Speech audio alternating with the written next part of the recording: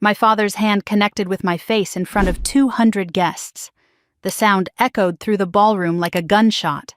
My sister Victoria screamed, "Get out!" and her voice carried the triumph of someone who had been waiting years for this moment. My mother turned away. She didn't gasp, didn't intervene, just turned her back like she had done my entire life. I didn't cry. I didn't beg. I touched my lip where I tasted copper, and I looked at every single one of them. Then I walked out of that birthday party with my head held high and blood on my chin. The next morning I signed a check for $100 million to purchase 2 private mansions on Njuma Island in the Red Sea. Paid in full. They still don't know who I really am. They still think I'm the broken girl who disappeared 10 years ago, the troubled daughter who blamed herself for her brother's death. But Daniel didn't die the way they think he did. And I have spent a decade becoming someone they never imagined I could be, someone with the power to destroy everything they built on his grave. They called me the ghost, the forgotten one, the girl who lived in the basement. But ghosts have a way of coming back. And when they do, the living should be afraid. My name is Grace Whitmore, and this is the story of how I burned my family's lies to the ground. The Whitmore name meant something in Greenwich, Connecticut.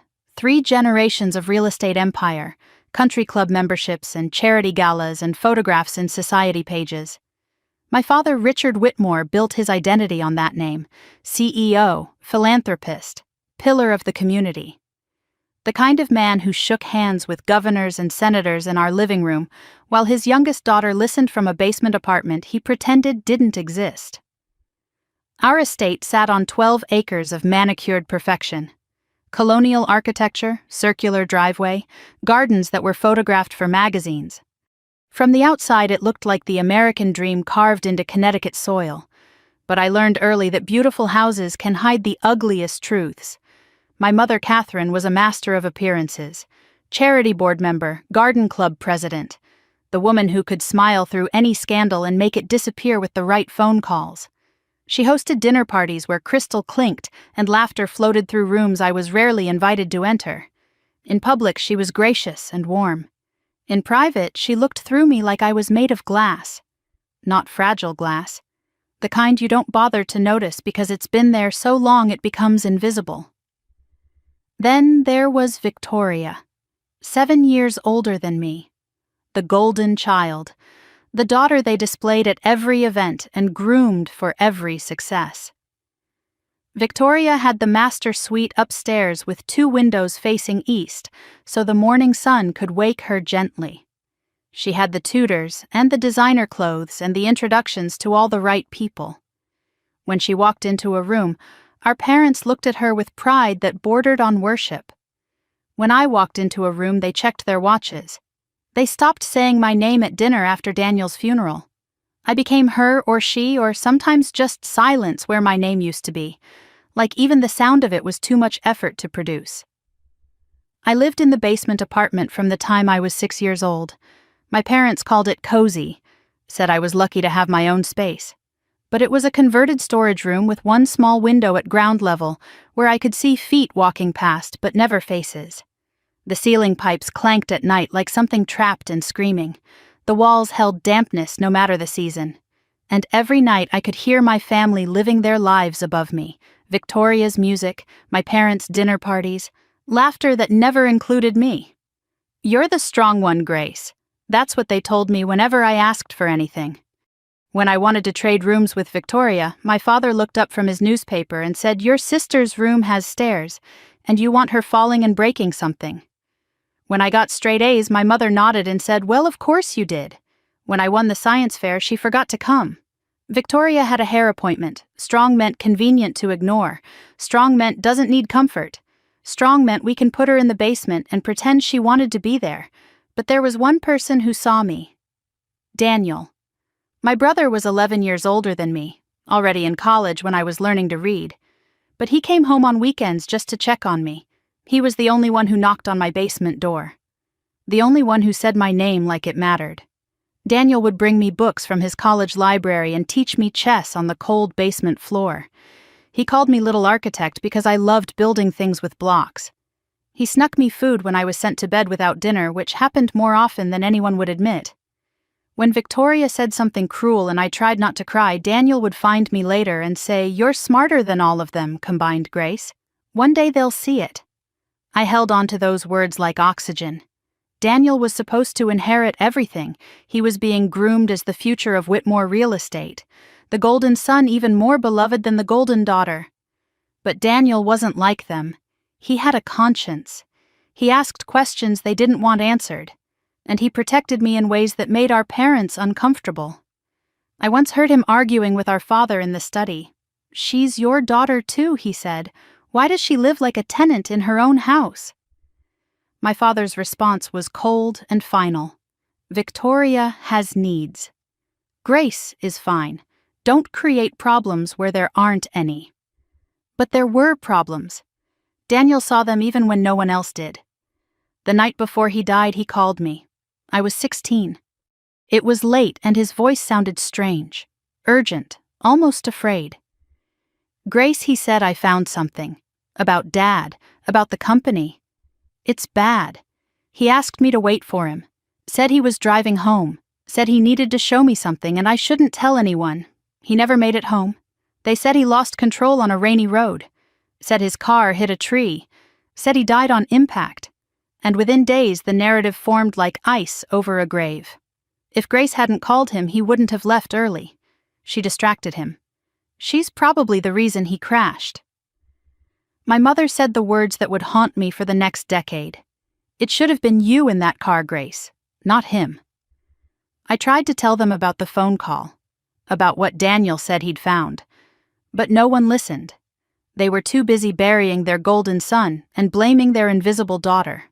3 months after Daniel's funeral, my grandmother Eleanor came to see me in the basement. She was my father's mother and the only person in that house who had ever defended me. She pressed an envelope into my hands, sealed with wax, heavy with something inside. "Daniel was going to give this to you," she said. "He told me the night before he died. Now I'm keeping his promise." Her eyes were fierce and knowing, like she could see everything that was coming. "Not yet," she whispered. "When you're ready. When you're strong enough to burn it all down." I was 17 when I finally opened that box in Geneva. Inside were 3 things. $47 million in bearer bonds.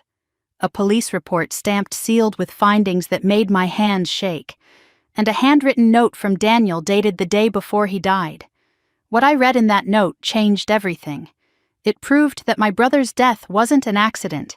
It was murder. And someone in my family knew exactly what happened. The basement apartment became my world when I was 6 years old. My parents said Victoria needed more space for her things. They said I was flexible. They said I would love having my own little corner of the house. What they meant was that I was easy to move, easy to relocate, easy to forget about once the door closed behind me. The room had been a storage space before they cleared it out and tossed a mattress inside. One small window sat at ground level where I could watch feet walk past but never see faces. The ceiling pipes clanked and groaned at night like something alive and suffering. In winter they screamed. In summer they sweated rust onto the concrete floor. The walls held dampness that never fully dried no matter how many times I wiped them down. The smell was always the same: old books, mildew, laundry detergent drifting from the utility room next door. I had a single bed pushed against the wall, a desk from a garage sale with one leg shorter than the others so it wobbled when I wrote, a lamp that flickered during thunderstorms. These were my possessions.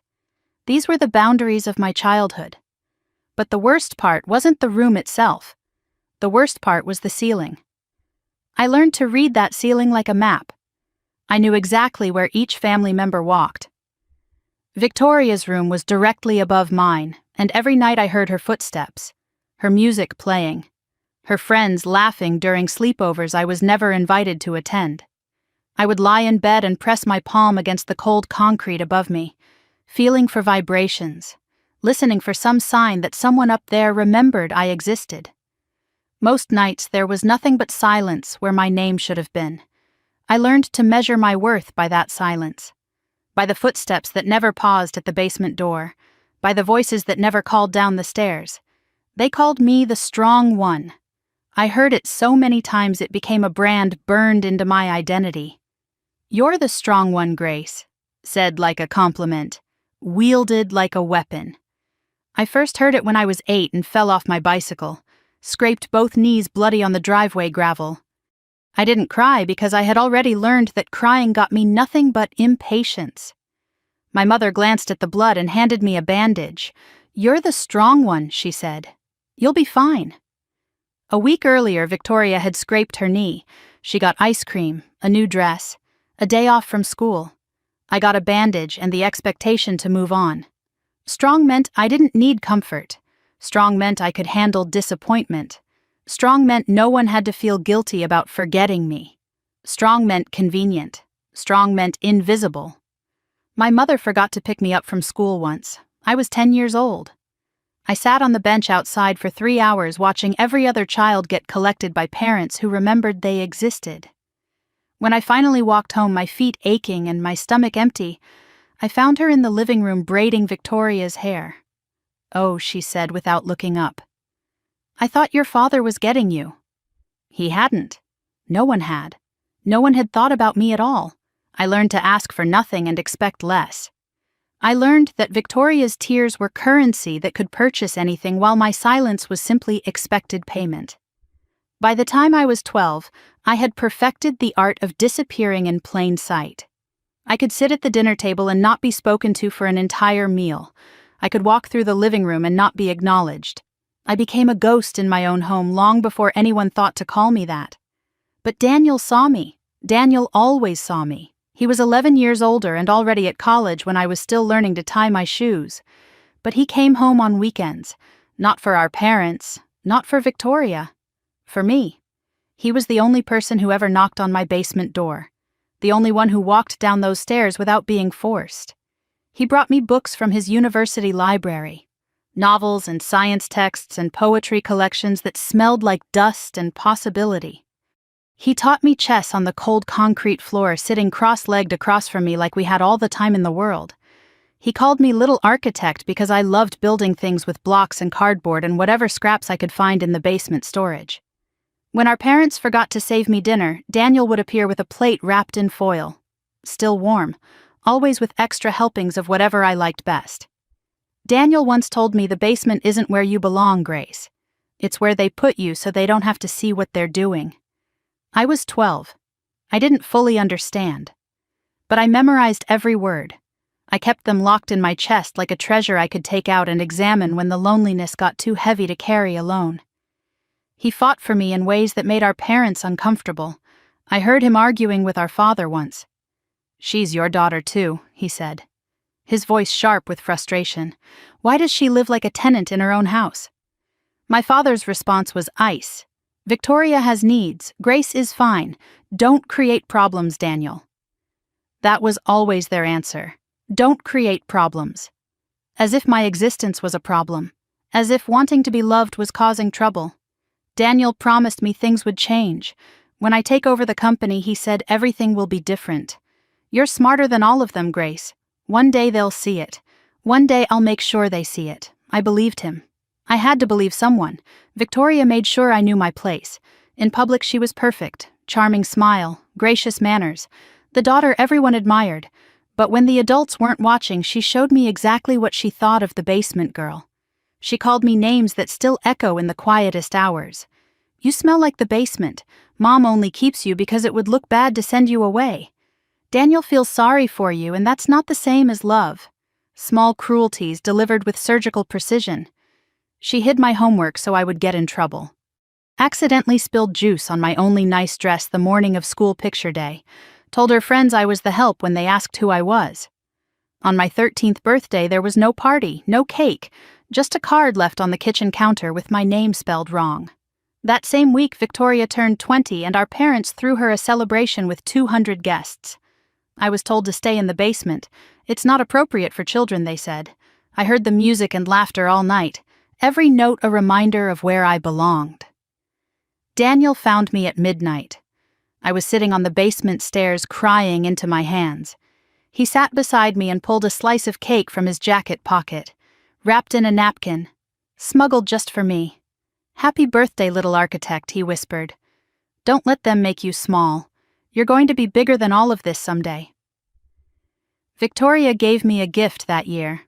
I unwrapped it at the dinner table with everyone watching. Inside was an empty box.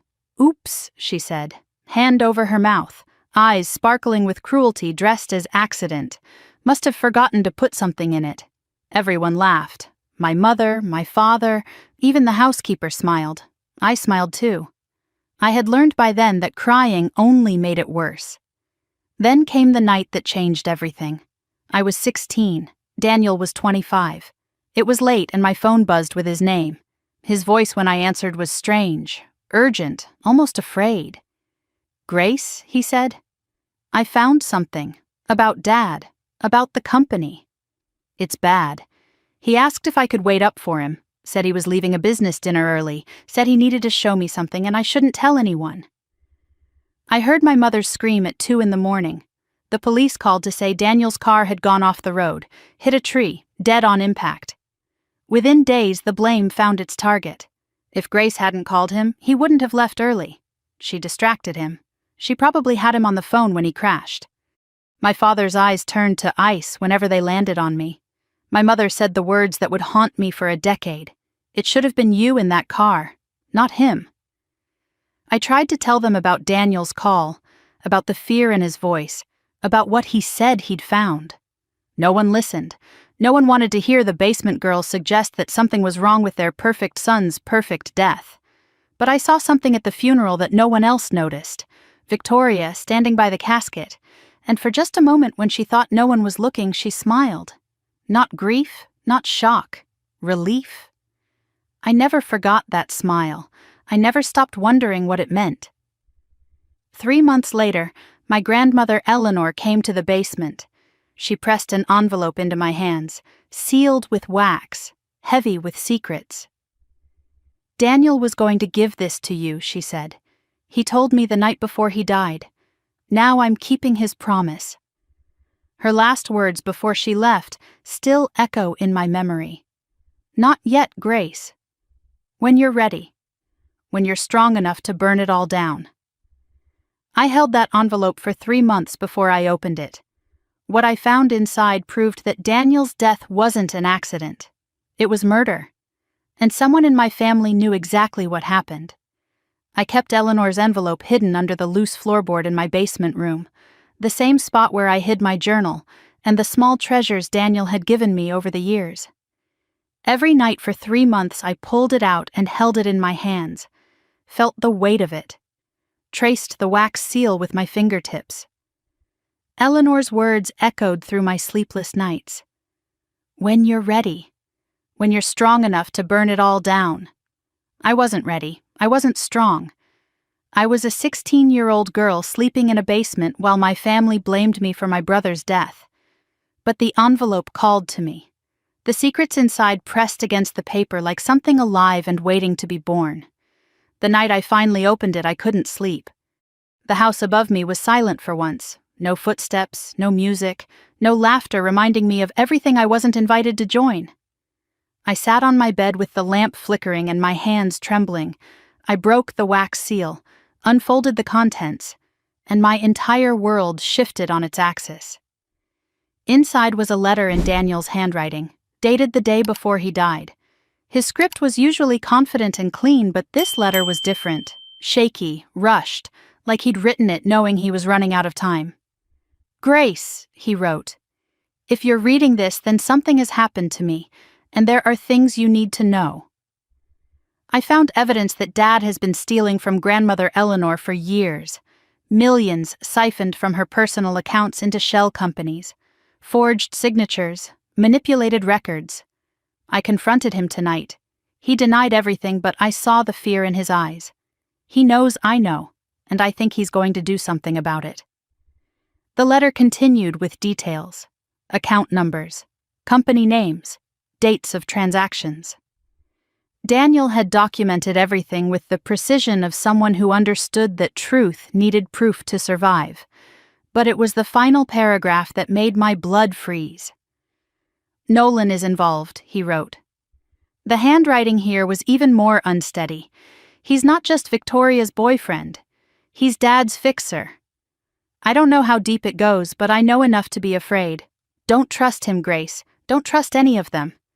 If something happens to me, take this to someone outside the family, someone who can't be bought. And whatever you do, don't let them know what you have until you're ready to use it. I read those words over and over until dawn crept through my small window. My brother hadn't died in an accident. He'd been killed because he discovered the truth. And now I was holding that same truth in my shaking hands. My first instinct was to run upstairs and throw the evidence in my father's face, to scream at him in front of everyone, to make him pay for what he'd done. But Daniel's voice stopped me. His warning echoed in my mind. Don't let them know what you have until you're ready to use it. I was 16 years old, no money, no allies, no power. If I revealed what I knew, my father would destroy the evidence and paint me as a liar.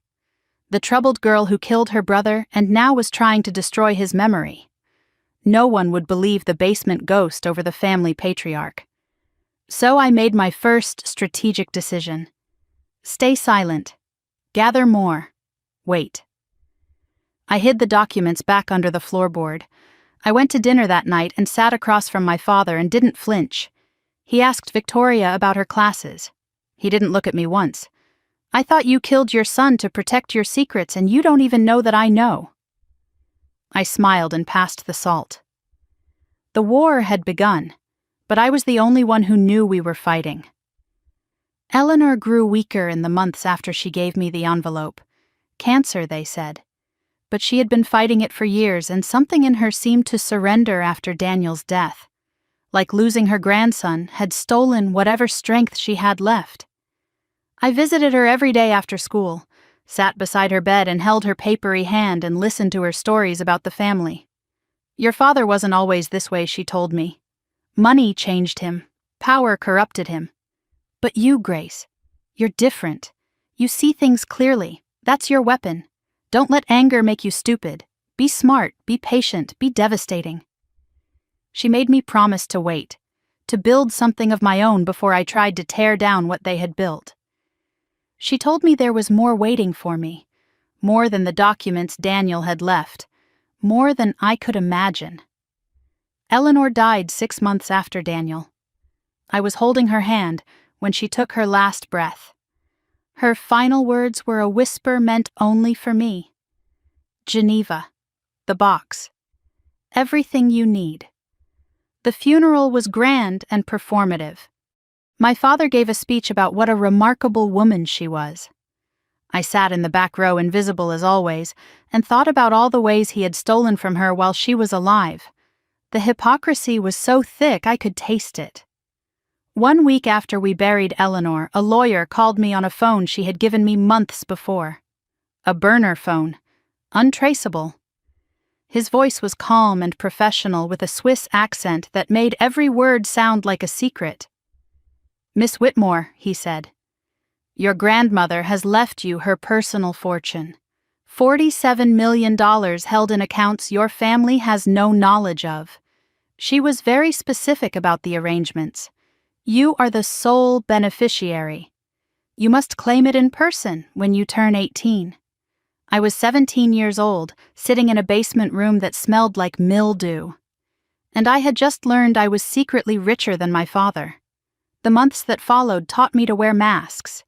I performed the role of the guilty daughter, the troubled girl, the one everyone blamed and no one noticed. Meanwhile, I watched and listened and documented everything. I learned the rhythms of my father's lies, the patterns of Victoria's cruelty, the architecture of a family built on secrets and silence. Then Nolan Brooks entered our lives, and everything became more dangerous. He was the son of my father's biggest business partner, handsome in that polished prep school way, charming when he wanted to be. He started dating Victoria 6 months after Daniel's death, and the family welcomed him like a gift from the universe. The perfect match for the golden child, the merger of two powerful families. But something about Nolan made my skin crawl. He paid attention to me in ways that felt wrong, not romantic, something else, assessing, measuring, like he was trying to figure out how much I knew. He would find excuses to be near me at family dinners, ask questions about Daniel that seemed innocent but felt like traps. "You two were close, weren't you?" he said once. His eyes too focused, his smile too careful.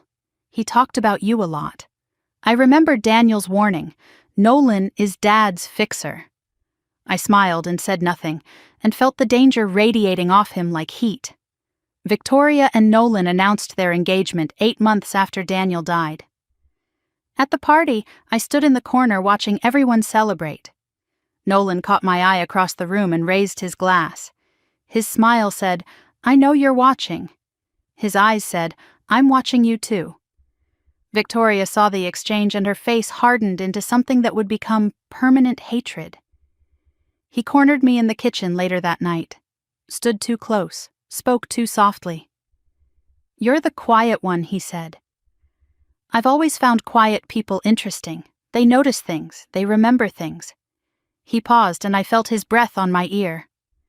"What do you remember about Daniel Grace?" I looked him directly in the eyes. "Nothing," I said. "I remember nothing at all." He smiled like he didn't believe me. He was right not to. I spent senior year planning my escape. Applied to colleges in secret without guidance or support from anyone. Boston University offered me a full scholarship, and I accepted without telling my family until the papers were signed. The night I announced it at dinner, my father barely looked up from his plate. "Boston," he said. "That's far." My mother nodded absently. "Well, I suppose you've always been independent." Victoria smiled her cruel smile. "Finally! The basement will make a great wine cellar. No congratulations, no pride, no acknowledgement of what I had achieved entirely alone. I expected nothing. I received exactly that." The morning I left, I packed 17 years of my life into 2 suitcases. My mother handed me a $20 bill. "For the taxi," she said. She didn't hug me. Victoria was still asleep. My father had already left for work without saying goodbye. I stood on the doorstep of the house I had lived in my entire life, and no one watched me go. No one stood at the window. No one called out my name. I didn't cry. I had stopped crying for them years ago. The taxi took me to the airport. The $20 bill crumpled in my pocket like an afterthought. But in my carry-on, I held documents that could destroy a family. Instructions from a grandmother who had seen me when no one else did, and the promise of $47 million waiting in a vault in Geneva. I flew to Boston with 2 suitcases and a secret fortune. No one in my family knew what I carried. No one knew what I was about to become. I was 18 years old and I was done being invisible. The next time they saw me, they wouldn't be able to look away. Boston in September smelled like possibility. The campus spread out before me like a world I had earned entirely on my own. My dorm room was small, but it had a window that faced east, and every morning I woke to sunlight instead of shadows. For the first time in my life, the space around me belonged to me.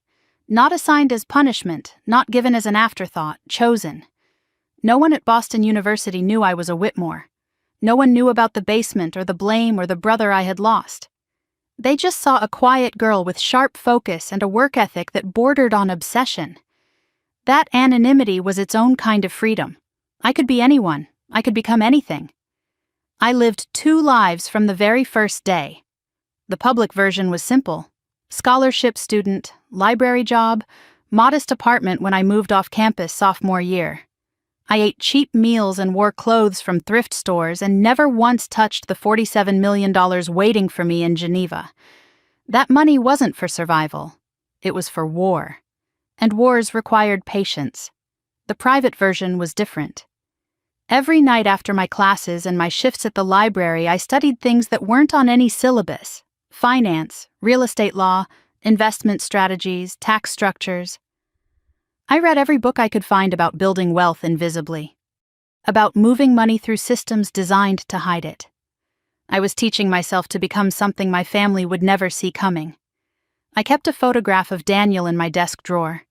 Every morning I looked at it before class. Every night I whispered the same words. "I'm coming for them." Just not yet. It became my prayer, my promise, The reason to keep going when the loneliness pressed against my chest like a weight I couldn't lift. The loneliness was the hardest part. I had no friends because I couldn't afford the vulnerability of letting someone in. No relationships because my heart was too full of grief and rage to hold anything softer. I was 20 years old, and I had already decided that everything in my life would serve a single purpose. Everything else was distraction. Then I met Marcus Chen, and everything changed. He came to Boston University as a guest lecturer in my junior year, advanced investment strategies, the kind of class most students took for easy credit and promptly forgot. But I sat in the front row and took notes that filled 3 notebooks by the end of his 6-week series. Marcus was 53 years old with silver hair and eyes that missed nothing. He had made his fortune in hedge funds and then walked away from Wall Street to become a private investor. He spoke about what he called invisible wealth, fortunes built without fanfare, empires constructed in silence, money that worked in the shadows while its owners lived unremarkable public lives. I understood every word like he was speaking a language I had been born knowing. After his final lecture, I approached him with a question. Not about the material he had covered, about real estate investment in emerging luxury markets. He paused and studied me with an intensity that should have been uncomfortable, but instead felt like being seen for the first time since Daniel. "That's not a student question," he said. "That's a player question." He handed me a business card. "Office hours are for students. Call me if you're serious about being something else." I called him that night. He tested me for 2 hours. Questions about markets and timing and risk tolerance. Questions about my goals and my timeline and my willingness to wait. When he finally stopped, he was quiet for a long moment. "You're not building a business," he said. "You're building a weapon. I've seen that look before. I didn't deny it. I couldn't. Just make sure when you fire it, you don't miss." Marcus became my true education over the next 2 years. He taught me what business school couldn't, how to move money invisibly, how to structure entities that couldn't be traced, how to acquire properties and companies without anyone knowing who really owned them. His mantra became my religion. Money is loud. Wealth is silent. Be wealthy. He never asked about my past, never probed into why a 20-year-old girl wanted to learn the architecture of hidden power. Some teachers demand your story. Marcus only demanded your commitment. His discretion was a gift I never took for granted. The day I turned 21, I flew to Geneva alone. The bank was everything I had imagined. Marble floors, hushed voices, the weight of old money pressing down from every chandelier. I presented my identification and Eleanor's key and the sealed instructions she had left. A banker in a gray suit led me to a private vault deep in the building's basement. The irony wasn't lost on me. "Your grandmother was very specific," he said. "No one has accessed this since her death. The vault held more than I expected. The $47 million in bearer bonds and liquid assets was confirmed. But there was another envelope, marked in Eleanor's handwriting. For Grace, the truth." I opened it with hands that wouldn't stop shaking. Inside was a police report from Daniel's accident, stamped sealed across the cover. Eleanor had attached a handwritten note explaining how she'd obtained it. Bribes, connections. The kind of money that could make official records appear in unofficial hands. The report's conclusion made my vision blur. Brake line showed evidence of tampering. Investigation closed at family's request. I sat in that vault for an hour reading and rereading those words. Brake line tampering. My brother didn't lose control. Someone had made sure he would never reach home that night. Someone who knew he was coming. Someone he had told about our phone call. Eleanor's note included one more instruction. "Find the investigating officer when you're ready. He retired to Florida. He'll tell you everything." I wasn't ready. Not yet. But I would be. I returned to Boston with a clarity that felt like ice in my veins. The next 4 years became a blur of strategy and execution. Marcus helped me structure the investment vehicle that would become my weapon, Meridian Holdings, registered in Dubai, layered through multiple jurisdictions. My name appeared nowhere in public records. I focused on ultra-luxury real estate in emerging markets, properties the world's wealthy wanted but couldn't easily access. My first acquisition came at 23. A waterfront property in Dubai Marina. $12 million. I renovated it over 6 months and sold it to a Saudi prince for $22 million. Net profit of $8 million in just over a year. I reinvested everything, lived on my Boston salary, ate the same cheap meals, wore the same thrift store clothes. I could have lived in luxury, but instead I lived in preparation. By 25, my portfolio was worth over $300 million. Cash reserves and investments pushed the total past $500 million. I had properties in Dubai and Abu Dhabi and Monaco and the Maldives, a network of contacts and influence that spanned continents. All of it invisible. All of it waiting. I watched Victoria's wedding livestream from my office in Dubai, 63 floors above the city in a penthouse I owned outright. She posted photographs of her nursery when she announced her pregnancy. I studied spreadsheets worth more than her husband's entire net worth. We were building different futures. She just didn't know we were competing. I monitored my family from a distance, hired intelligence gatherers to provide quarterly reports, watched the cracks forming in Whitmore real estate, SEC inquiries, whispered investigations, Richard's signature appearing on documents that shouldn't exist. The empire was eating itself and I hadn't lifted a finger. My mother sent me a letter when I was 26, the first real communication in years. Rambling, nostalgic, hints of regret without actual apology. "I think about you sometimes," she wrote. "I hope you're doing well. Maybe we could have lunch when you're back in Connecticut." I laughed out loud in my empty apartment. The last time I was in Connecticut, I slept in a basement and no one remembered my birthday. Now I owned more property than her husband's entire company. But she still thought I was the one who should come to her. I didn't respond. Some doors stay closed until you're ready to walk through them armed. Then the email arrived that changed everything. 25 years old, late night in Dubai. An encrypted message from an address I didn't recognize. No subject line, just an attachment. The police report from Daniel's accident, the same one Eleanor had given me.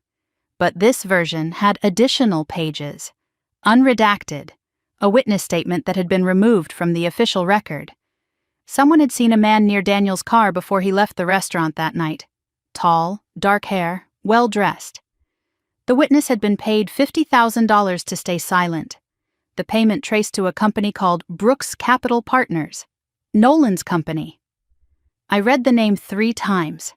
Nolan hadn't just been involved in the cover-up. He had paid for the silence himself, which meant Victoria's husband had arranged my brother's murder. And someone out there wanted me to know. The email had no signature, just one line at the bottom. "It's time." 3 days after receiving that anonymous email, I made a decision that would set everything in motion. For 7 years, I had been watching and waiting and building. The email changed the equation. Passive observation was no longer enough. It was time to start hunting. I flew to New York on a Thursday morning. Cash payment for everything. No paper trail, no digital footprint. I had learned from Marcus that the most dangerous moves were the ones no one saw coming. This would be the most dangerous move of my life.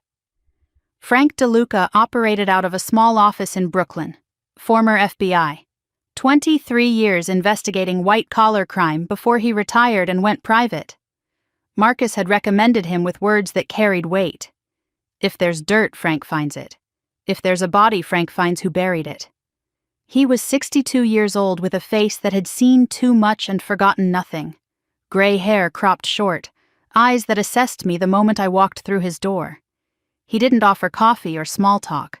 He just waited for me to explain why a young woman with expensive clothes and cheap shoes had traveled across the country to sit in his cluttered office. I laid everything out. Daniel's death, the sealed police report, Nolan's payment to the witness, the financial crimes my brother had discovered before someone decided he needed to disappear. Frank listened without expression, took notes in handwriting so small it looked like code, asked questions that were precise and surgical. "You want me to prove your brother was murdered," he said when I finished, "and identify who ordered it. I want the truth. All of it, no matter where it leads." He studied me for a long moment. "The truth usually leads somewhere ugly, Miss Whitmore. You sure you want to go there? I've been living in ugly my whole life. I just want to know its real name." Frank nodded slowly. Something shifted in his expression. Not sympathy, recognition. "I've had a lot of clients wanting revenge," he said. "Most of them aren't ready for what they find." He paused. "But you're different. You've got the look of someone who's already made peace with burning it all down." He wasn't wrong. I had made that peace years ago in a basement room that smelled like mildew and forgotten children. 3 months later, Frank called me to a secure location in Manhattan, a hotel room with no windows and walls thick enough to swallow secrets. He had a file 3 inches thick and a face that told me the contents would change everything. He started with the witness, the valet from the restaurant where Daniel had dinner the night he died. Frank had tracked him to Portugal, where he'd been living on the $50,000 that bought his silence. The man was still afraid after all these years, but 50,000 more, and the promise of anonymity loosened his tongue. He saw someone tampering with Daniel's car in the parking garage. Tall, dark hair, well-dressed. The description matched Nolan Brooks exactly. The valet was approached the next day, given cash, given a warning. "If you talk, you'll end up like him." Then Frank showed me the phone records, the timeline that proved everything. Daniel called me at 9:47 that night, told me he was coming home. At 10:03 he made another call, to our father. The call lasted 4 minutes, long enough for Daniel to tell Richard what he had discovered about the embezzlement, long enough to give his father one chance to do the right thing. Richard's response was not to confess. At 10:07 he called Nolan. Nolan left the restaurant at 10:09. 17 minutes before Daniel walked to his car, enough time to reach the parking garage, enough time to tamper with the brakes, and then the call that sealed it. Richard to Nolan at 11:42, after the accident was reported. The call lasted 8 seconds, long enough for 2 words. "It's done." Frank's voice was flat as he delivered the verdict. "Your brother called your father to give him a chance to confess. Your father called his future son-in-law instead." I asked the only question that mattered. Did my father know what Nolan was going to do? Frank slid a document across the table, the phone records with timestamps highlighted. Richard called Nolan again after the accident, he said. 8 seconds. It's done. Your father didn't just cover up your brother's murder, he ordered it. I sat in that hotel room for a long time after Frank left. The evidence spread across the table like pieces of a puzzle I had been assembling my entire adult life. My father, the man who put me in a basement and blamed me for Daniel's death. He had ordered that death himself. The weeks that followed brought more revelations. I watched from Dubai as the Whitmore empire began to crack from the inside.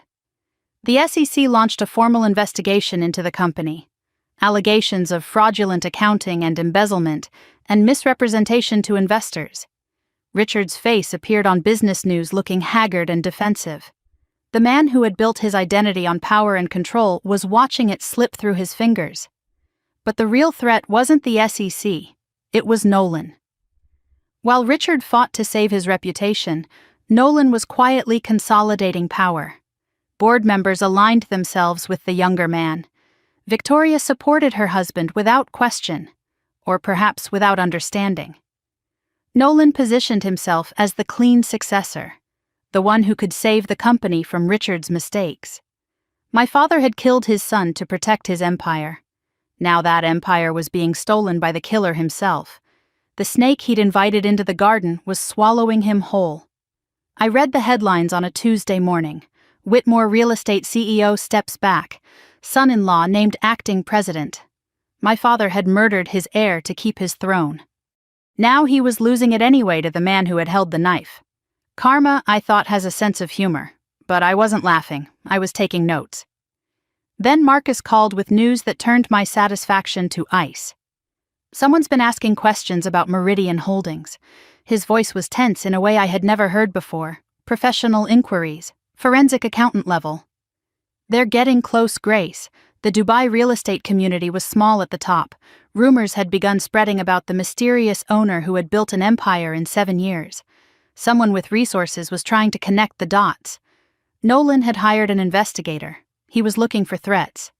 And I had apparently become one.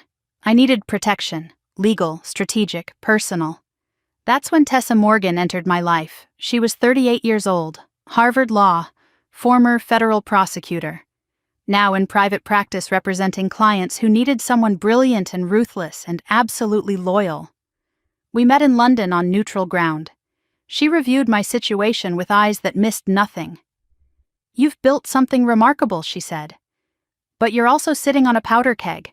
One wrong move and Nolan finds you before you're ready." She became my shield, created additional layers of protection for Meridian Holdings, prepared contingency plans for every scenario. When you decide to move, she told me you need to move fast and move hard. No second chances. Then she slid a document across the table. Surveillance photographs. Me. Entering my Dubai building, at the Geneva Bank, having coffee with Marcus. Nolan's investigator took these last month. He doesn't know who you are yet. But he knows you exist. The clock is ticking, Grace. I looked at my own face in those photographs. The ghost was becoming visible. I needed to decide. Hide deeper or step into the light. The decision was made for me 2 weeks later. A birthday card arrived at my Boston post office box. My 27th birthday. The first acknowledgement from my mother in over a decade, handwritten in her careful script. "I think about you more than you know. I'm sorry for so many things. Maybe we could talk someday. No specifics, no confession. Just the fog of guilt, without the clarity of accountability." She wasn't sorry for what she had done. She was sorry for how it made her feel. I kept the card, not out of sentiment, out of evidence. Every crack in their armor was a potential entry point. Even my mother's guilt could be useful. Especially my mother's guilt. She knew things. She had stayed silent for 10 years. And silence, I had learned, was just another form of confession waiting to be extracted. 2 weeks after the birthday card, another envelope arrived. This one embossed and expensive. Victoria's 35th birthday celebration, black tie, Greenwich Estate, 200 guests. A handwritten note was tucked inside. "Grace, it's been too long. Mom has been asking about you. We'd love to have the whole family together for once. Let's put the past behind us. Victoria." I read it 3 times. Victoria didn't want reconciliation. Victoria wanted something. The timing was too perfect, right when Nolan was hunting for the Meridian owner, right when the family was cracking under pressure. This wasn't an invitation, it was reconnaissance. I called Tessa that night. "I'm going. You know it's a trap," she said. "I'm counting on it. Traps work both ways." I hung up the phone and looked out at the Dubai skyline, the empire I had built in silence waiting for this exact moment. Victoria thought she was summoning the basement ghost to humiliate her one more time. She didn't know she was inviting a hurricane. I had 2 weeks to prepare, 2 weeks to gather everything I needed, 2 weeks before I walked back into that house and showed them exactly who I had become. 14 days until Victoria's 35th birthday. I pinned the invitation to the wall of my Dubai penthouse and studied it every morning like a battle map. The embossed lettering, the elegant script, the casual cruelty of a sister who thought she was summoning a ghost to humiliate. She had no idea what was coming. I spent those 2 weeks preparing for war, not with weapons that drew blood, with weapons that drew truth. Frank's complete investigative file was copied and secured in 3 separate locations. Phone records, witness statements, payment trails, the sealed police report proving brake line tampering. Every piece of evidence that could destroy the men who murdered my brother. Tessa worked around the clock preparing legal documents, cease and desist letters, evidence packets formatted for authorities, emergency filings ready to submit at a moment's notice. We mapped every possible scenario, every potential countermove, every way they might try to silence me before I could speak. I wasn't going to that party to make a scene. I was going to plant seeds that would grow into a forest fire. Marcus asked me once what my endgame was. I told him I want them to know that I know. I want to watch the fear enter their eyes. And then I want to walk out while they're still processing that the ghost they forgot is the one who's been haunting them all along. Tessa nodded slowly when I said it. That's not revenge, she said. That's art. 10 days before the party, I flew to Milan. One appointment. Valentino Garavani's private atelier. A custom gown commission that would cost more than most people's annual salary. Black silk. Hand embroidered. The kind of dress that commands attention without asking for it. I knew exactly what I was doing. Victoria had posted about this designer years ago. A photograph of a gown she desperately wanted but couldn't afford. Someday she wrote beneath the image with a string of longing emojis. I remembered that post. Saved it. Filed it away for a moment exactly like this one. Someday had arrived. Just not for her. The fitting took 3 hours.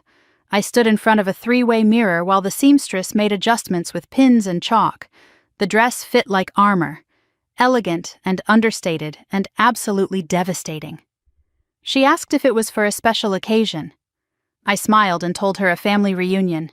She didn't need to know that reunions could be battlefields. I retrieved Eleanor's jewelry from the Geneva vault the same week, the pieces she had hidden from my father. The originals he never knew existed. A diamond pendant she wore in her wedding portrait. The same pendant that should have gone to me in the public will, but Richard had kept it and given it to Victoria instead. What no one knew was that Eleanor had commissioned duplicates decades ago. Victoria had been wearing the copy to every major event for years. I would wear the original. Let her wonder why my diamonds caught the light differently than hers. Some messages don't need words, they just need the right illumination. The dress cost $62,000. Victoria's engagement ring had cost $47,000. I knew because she posted about that too, showing off what she called a family heirloom from the Brooks collection. She had no idea I was counting everything, measuring everything, preparing to show her exactly how much the forgotten sister had outgrown her shadow. 1 week before the party, Frank delivered his final intelligence report. He flew to Dubai personally. The kind of information he carried wasn't safe on any network. Nolan was negotiating to sell Whitmore real estate. Not a merger, a complete sale to a foreign investment group. The deal was already in its final stages. Signatures pending. Richard had no idea it was happening. The board was aligned with Nolan. The SEC investigation had weakened Richard's position so badly that no one needed his approval anymore. The deal would make Nolan wealthy independent of the family legacy. Victoria would become rich in her own right, and Richard would be left with nothing, pushed out of his own company by the man he had trusted with murder. Frank handed me a single page, the signature sheet for the sale agreement. Nolan had already signed. The buyer had signed. Only Richard's signature was missing and they weren't planning to ask for it. They're going to force him out and sell without him, Frank said. Your father is about to lose everything he killed for. I looked at the document for a long moment. Good, I said, but not before I take what's left. 5 days before the party, Tessa called on an encrypted line. Her voice was tight with urgency. We have a problem. Someone from Whitmore's legal team contacted my office. They were asking about Meridian Holdings, its ownership structure, its principal investor. Nolan's forensic accountant had traced a connection, not to me directly, but close. The inquiry mentioned a female principal, late 20s, American. They were looking at Dubai property records, Geneva banking connections. One more thread pulled and my identity would unravel. If they find you before the party, you lose the element of surprise, Tessa said. Then we need to make sure they don't find me for 5 more days. She deployed every shield we had prepared. Legal letters threatening action over privacy violations. Marcus activated his network to create misdirection, false trails leading nowhere. I went dark completely. No public appearances. No traceable communications. 5 days of absolute silence before the storm. I had lived invisible for 18 years. I could manage 5 more days. Tessa sent me the inquiry letter Nolan's attorney had written. At the bottom was a handwritten note. Client believes subject may have family connection to Whitmore. Urgent priority, family connection. He suspected, but he didn't know. Not yet. The question was whether he would figure it out before I walked through that door or after. 3 days before the party, my phone rang with a Greenwich area code.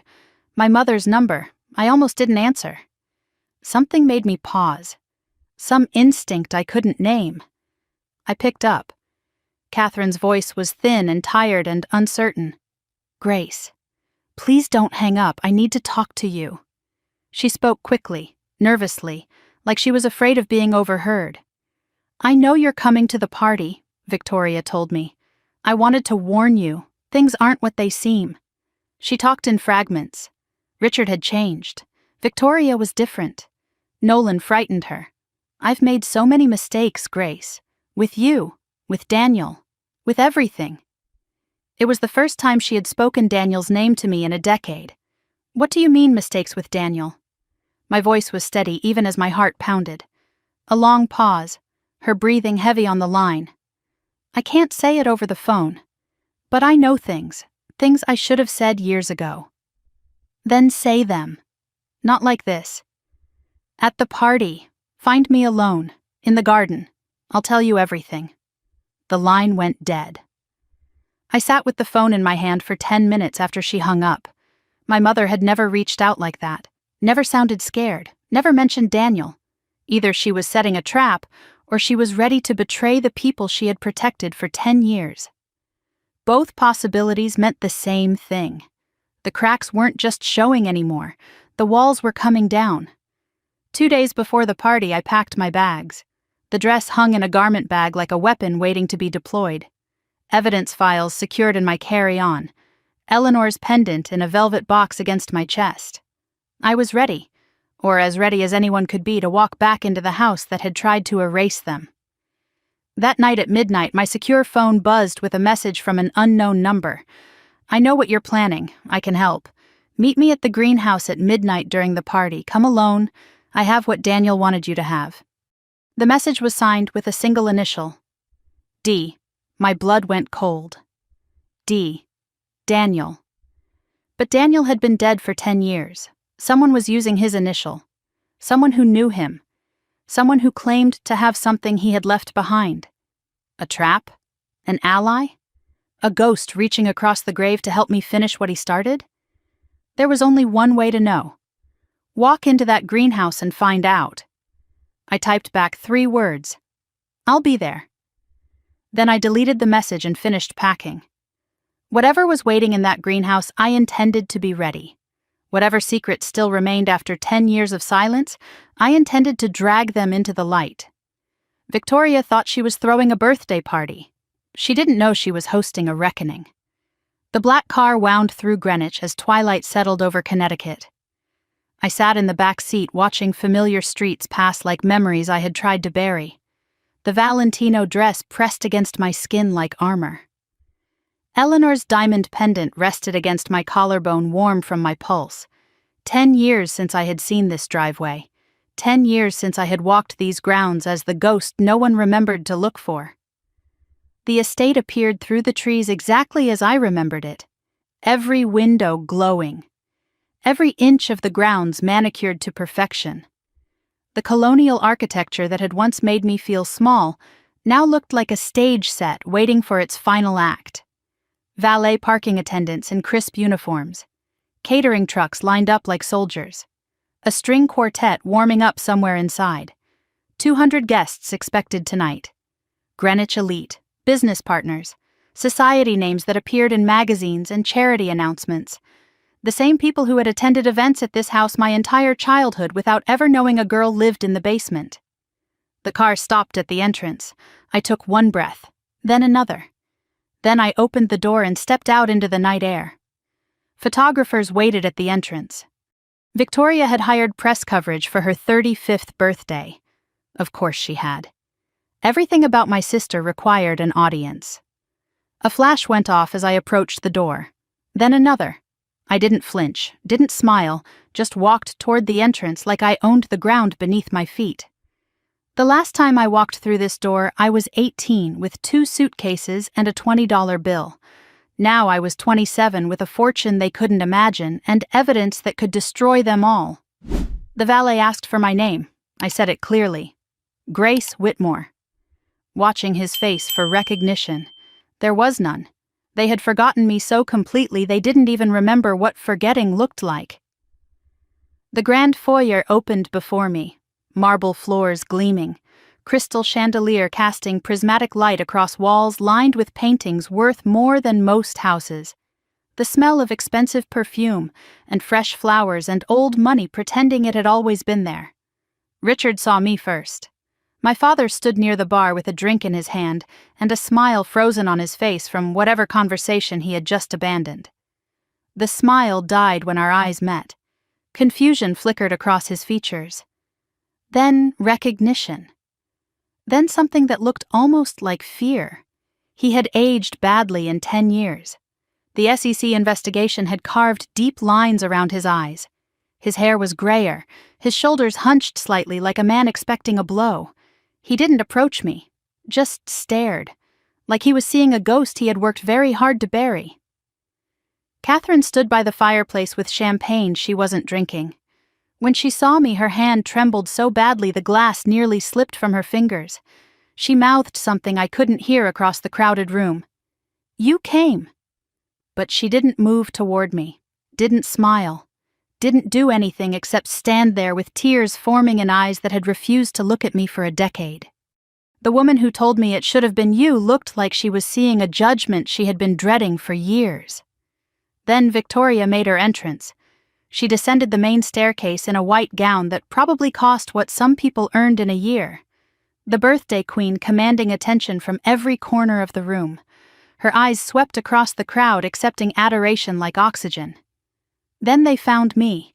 She froze for half a second, just long enough for me to see the shock register. Then the mask slid into place, bright smile, arms extended, voice carrying across the room like she was performing for the photographers. Grace, you actually came. Everyone, my little sister, finally decided to join us. The emphasis on little, diminishing me even as she embraced me. The hug was cold and performative, a show for the cameras. But when she pulled back, her eyes told a different story. Calculating, assessing, afraid of something she couldn't quite name. Her diamond necklace caught the light as she stepped away. I recognized it immediately. Grandmother Eleanor's pendant, the one that was supposed to be mine. The one Victoria had worn to every important event for years, believing it made her special. She didn't know she was wearing a copy. The real one was warm against my skin. Beautiful necklace, Victoria. I said it casually, like an observation, like nothing. Her hand flew to her throat. It was grandmother's. She said it defensively, like I had accused her of something. I know. I smiled. I know exactly what it's worth. Something flickered in her eyes. Uncertainty, the beginning of understanding that something was different. That the basement ghost had returned wearing armor she couldn't identify. Nolan appeared at her side before she could respond. Victoria's husband, Daniel's killer. The man who had smiled while threatening my brother's life and then made sure he never reached home. He looked exactly as I remembered. Polished, handsome in that calculated way. Eyes that assessed everything and everyone for advantage. When he saw me, those eyes lit with something that wasn't surprise, interest, appetite, like a predator who had finally cornered prey he had been hunting. Grace. He said my name like he was tasting it. What a wonderful surprise. His hand found my lower back as he leaned in to kiss my cheek. Too close, too familiar, too deliberate. You look expensive tonight. Did you finally find yourself a rich husband? I stepped back from his touch.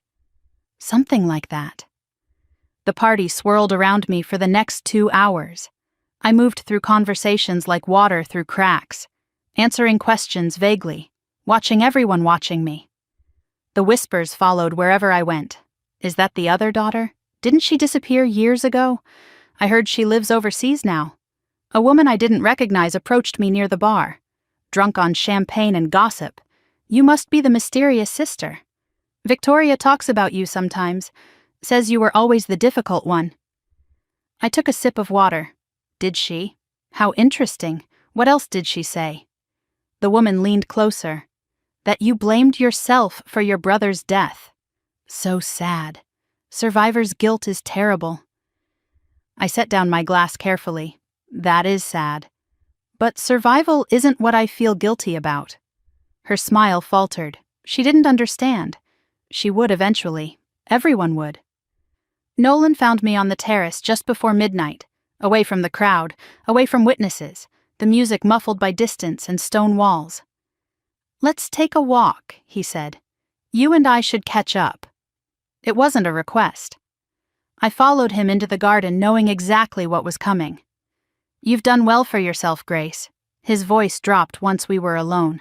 Dubai wasn't it. Real estate. The question wasn't innocent. He knew. "You've been looking into me. I look into everyone who might affect my interests." He stepped closer. "Old habit. And what have you found?" His eyes glittered in the moonlight. "I found gaps. Mysteries. A very wealthy woman who appeared from nowhere." He paused. "I also found that you've been asking questions. About Daniel. About things that should stay buried. Should they?" His hand closed around my elbow. Not hard. Just enough to communicate threat. "Some graves are better left closed, Grace. For everyone's sake, including yours." I met his eyes without flinching. "Thank you for the advice. Here's some in return. Be careful which graves you try to keep closed. Some of them have a way of opening themselves." I pulled my arm free and walked back toward the house. I felt his eyes on me the entire way. Hunting, calculating, beginning to understand that the ghost he had dismissed for 10 years had become something much more dangerous. At 11:47, I slipped away from the party, through the garden, past the rose beds, to the greenhouse at the edge of the property where someone who signed their name with my dead brother's initial was waiting. The door creaked when I pushed it open. The smell of earth and growing things washed over me. Orchids lined the walls. Moonlight filtered through the glass panels. A man stood with his back to me. Silver hair. Familiar posture. He turned when he heard my footsteps. "Marcus Chen." "Hello, Grace." His voice was soft in the darkness. "I'm glad you came." Understanding crashed through me like a wave. "You sent the email. The police report with the unredacted pages." "I did." "Why? How do you have this?" Marcus stepped closer. His face held old grief and old guilt and something that looked like relief. "Because Daniel was my friend. My business partner before you ever knew me. And the night before he died, he called me with instructions. If anything happens to me, find Grace. Give her everything. Help her become strong enough to finish what I started." He reached into his jacket and pulled out a small flash drive. "Daniel made this the night before he died. A video, his insurance policy, what's on it, his testimony. Everything he knew, names, dates, amounts." Marcus pressed the drive into my palm. And something else. A recording of Nolan admitting the plan. Daniel had the room bugged. Nolan didn't know. "It's all there, Grace." His voice confessing, your father's voice agreeing, everything you need to destroy them both. I stared at the small device in my hand. 10 years of waiting, 10 years of building, and now the weapon that could end everything they had stolen from me. "Why did you wait so long to give this to me?" "Because you weren't ready. You needed to be strong enough to survive what comes next." Daniel knew that. He made me promise to wait until you were. I closed my fingers around the flash drive. "I'm ready now." "Yes." Marcus nodded slowly. "I believe you are." I returned to the party at 12:23. The flash drive hidden in my clutch next to the small canister of pepper spray I carried everywhere. The party was reaching its peak, champagne flowing, music swelling, 200 people celebrating a woman who didn't deserve celebration. Victoria stood on the small stage near the band, microphone in hand, glass raised. Everyone, may I have your attention?" The room quieted. 200 faces turned toward the birthday queen. I want to thank you all for being here. This has been such a special night. Her eyes swept the crowd and found me standing near the bar, locked on.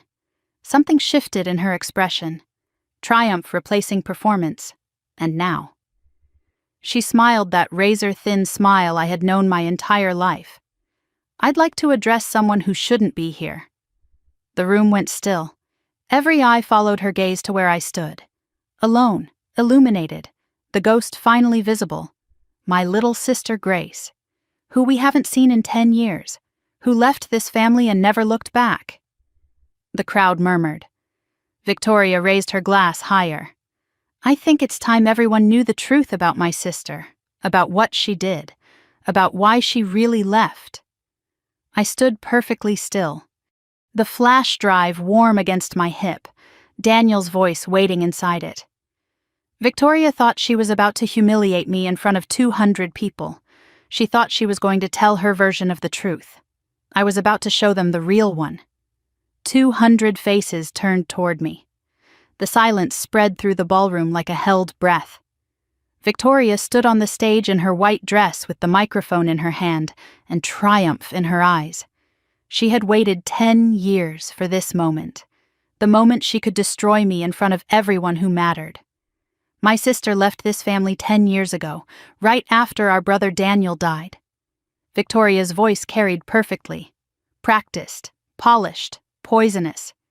What most of you don't know is why she left, why she ran. Murmurs rippled through the crowd. I felt the weight of their stares. Pity, judgment, curiosity. The narrative was being written in real time, and Victoria was holding the pen. Grace blamed herself for Daniel's death. She called him that night, distracted him, made him drive when he shouldn't have. Victoria dabbed at her eyes with a cocktail napkin. The performance was flawless. The guilt was too much for her. She couldn't face us. She couldn't face what she had done. Some guests nodded sympathetically. Others whispered behind their hands. I stood perfectly still near the bar and let the words wash over me like waves against stone. I had heard these accusations for 10 years. They had lost their power to wound me. They had only strengthened my resolve. Victoria continued with the confidence of someone who believed she had already won. I've spent 10 years hoping my sister would heal, would come home, would find peace. Her voice cracked artfully, but instead she's been hiding, building some mysterious life overseas, never calling, never caring. Her smile sharpened into something cruel. So I have to ask Grace, why are you really here tonight? What do you want from us? 200 people waited for my answer. I gave them silence. Silence was what I had been trained in. Silence right now was louder than anything I could say. Richard stepped forward from the crowd. My father's face was flushed with champagne and old rage. He took the microphone from Victoria with the authority of a patriarch defending his kingdom. My daughter is right. Grace has always been troubled. His voice filled the room. We gave her everything, a home, an education, a family, and she threw it all away. The lie was so smooth, it sounded like truth. I watched him deliver it and thought about the phone records in my clutch. The 8-second call after Daniel died. The 2 words that proved everything. It's done.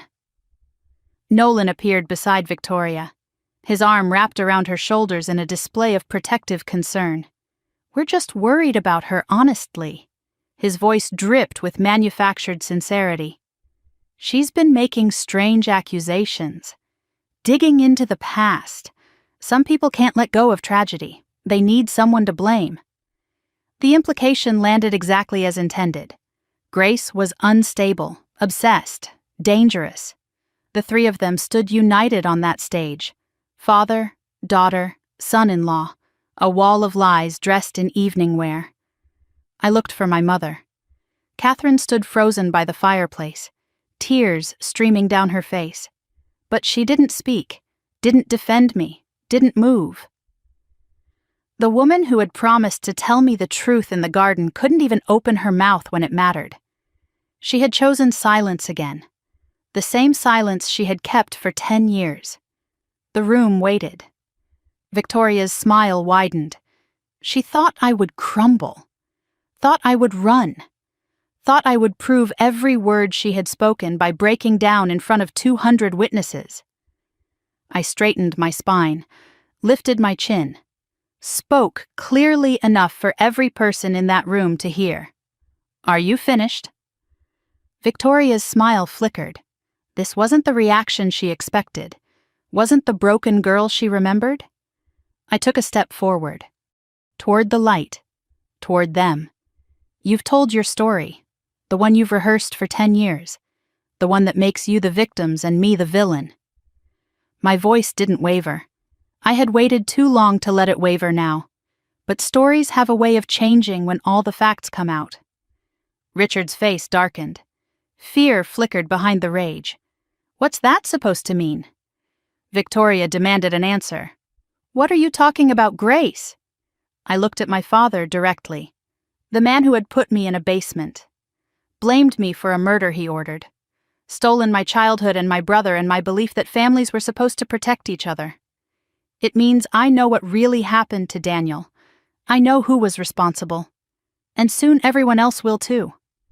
The room erupted in gasps. Whispers exploded like small fires spreading through dry grass. Richard's composure shattered. Whatever mask he had been wearing for 50 years cracked down the middle. He crossed the space between us in 3 strides.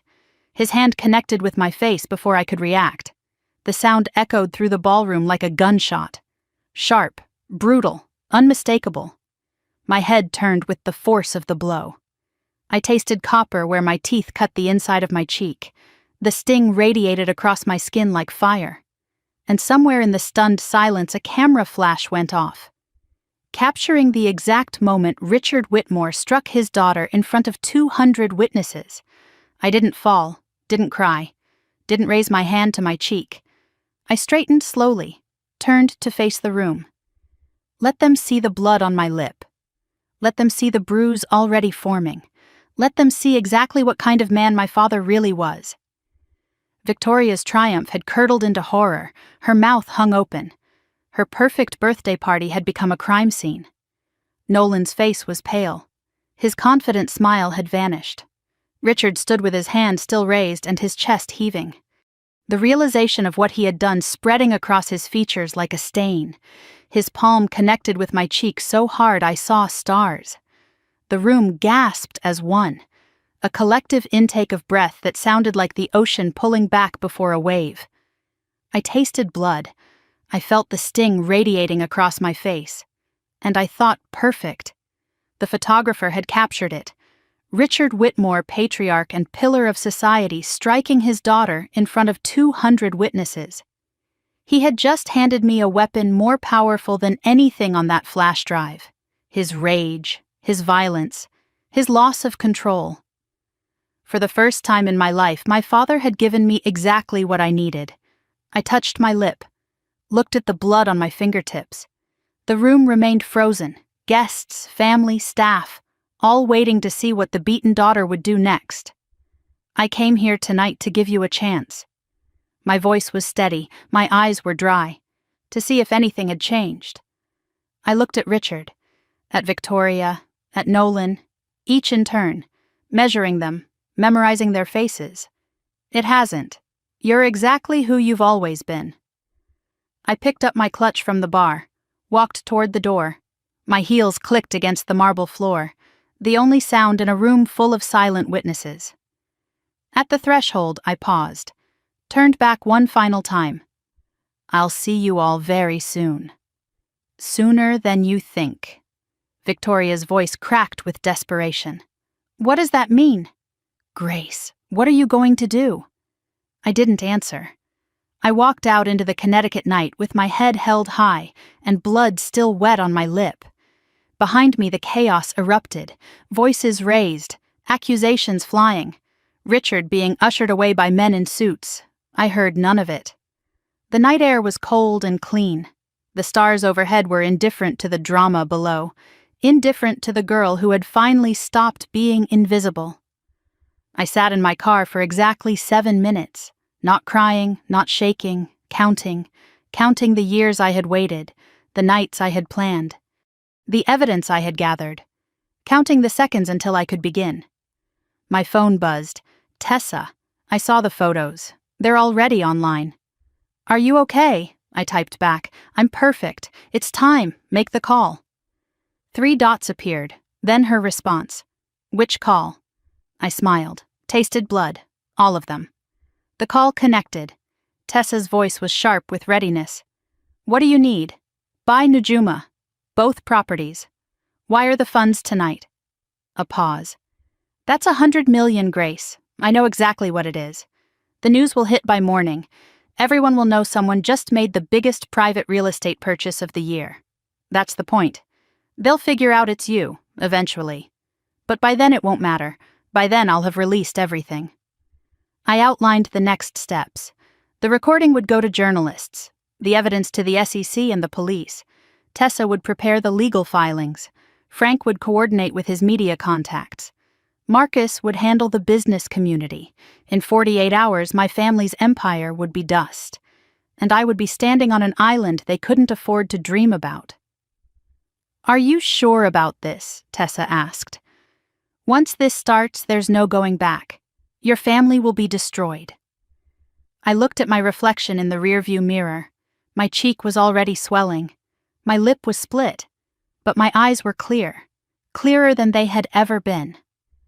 My family destroyed themselves 10 years ago when they chose money over their own son. I'm just making sure the world knows the truth.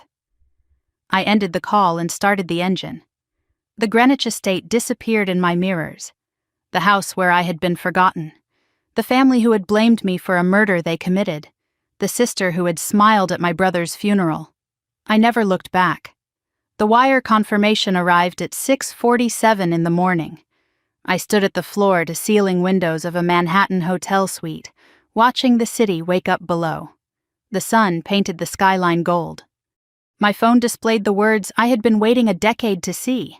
Funds transferred, properties secured, $100 million, 2 mansions on Njuma Island, paid in full.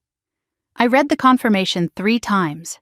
Not because I doubted it, because I wanted to memorize the feeling. 27 years old. Standing in a penthouse suite. A bruise forming on my cheek where my father's hand had connected. A split lip healing where his violence had drawn blood. But inside I felt nothing but clarity. The basement ghost had purchased islands. The forgotten daughter had become unforgettable.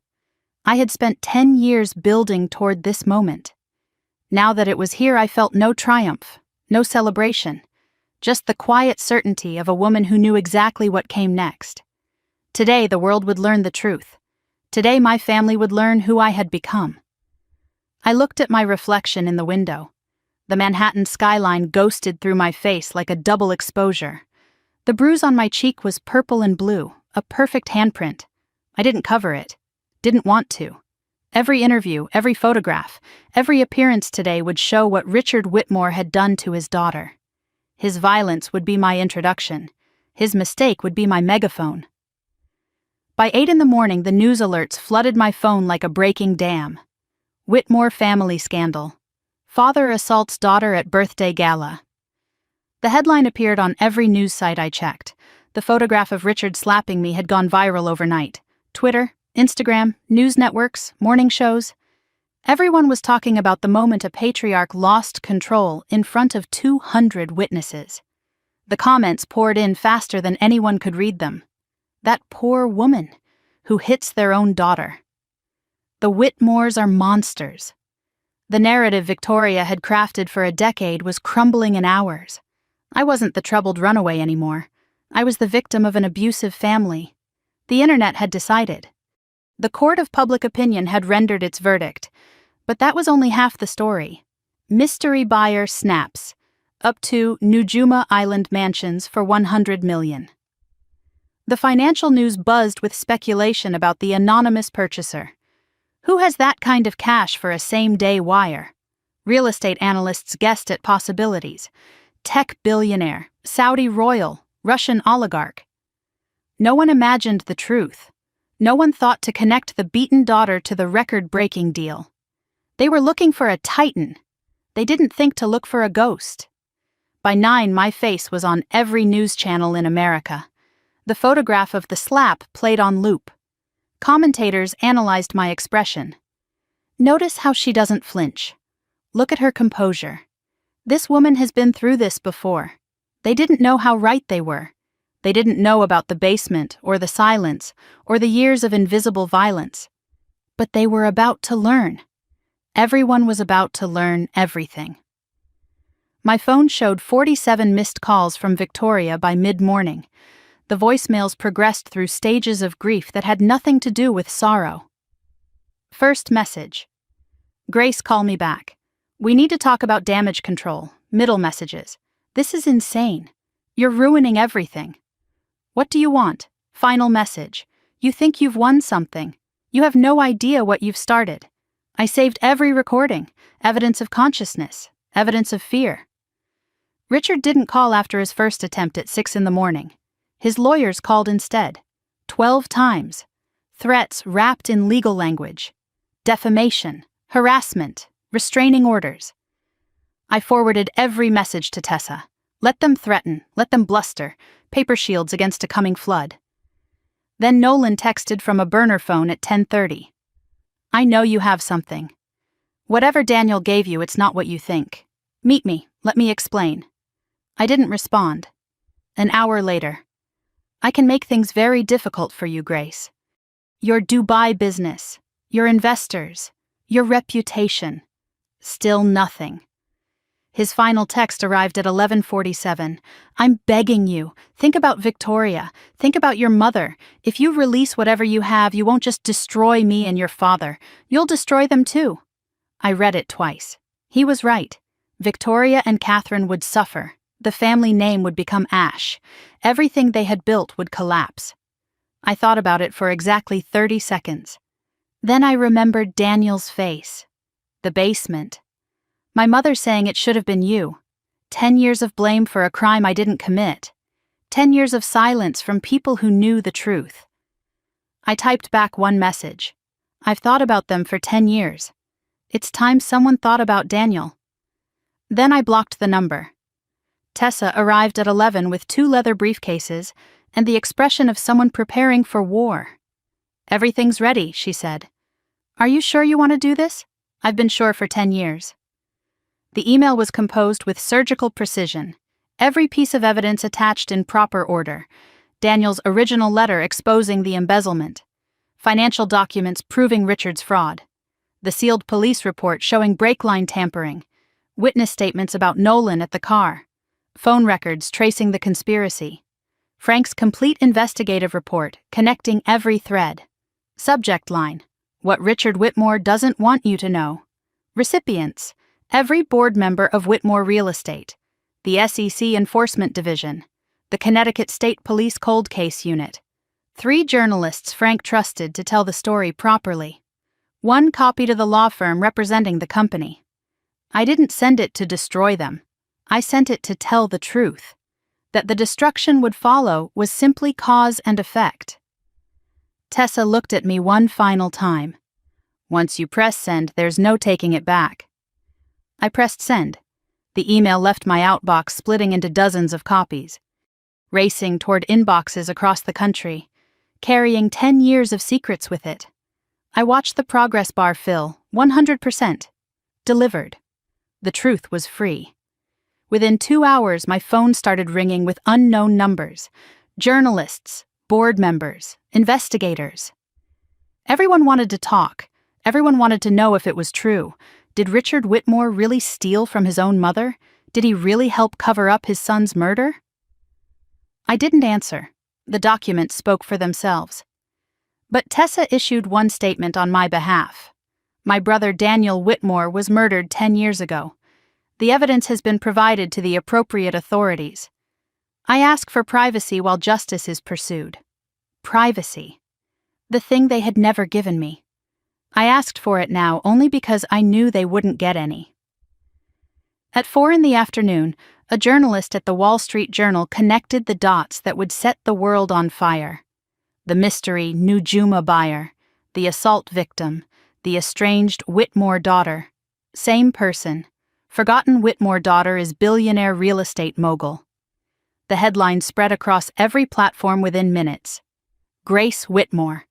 From family outcast to $100 million mystery buyer. Journalists dug into Meridian Holdings, the Dubai empire, the Monaco properties, the global portfolio. Estimated net worth over $500 million. Built in 7 years from nothing anyone knew about. The narrative they had written crumbled to dust. Troubled girl, guilty conscience, family embarrassment. None of it held. The woman they had dismissed was richer than her father.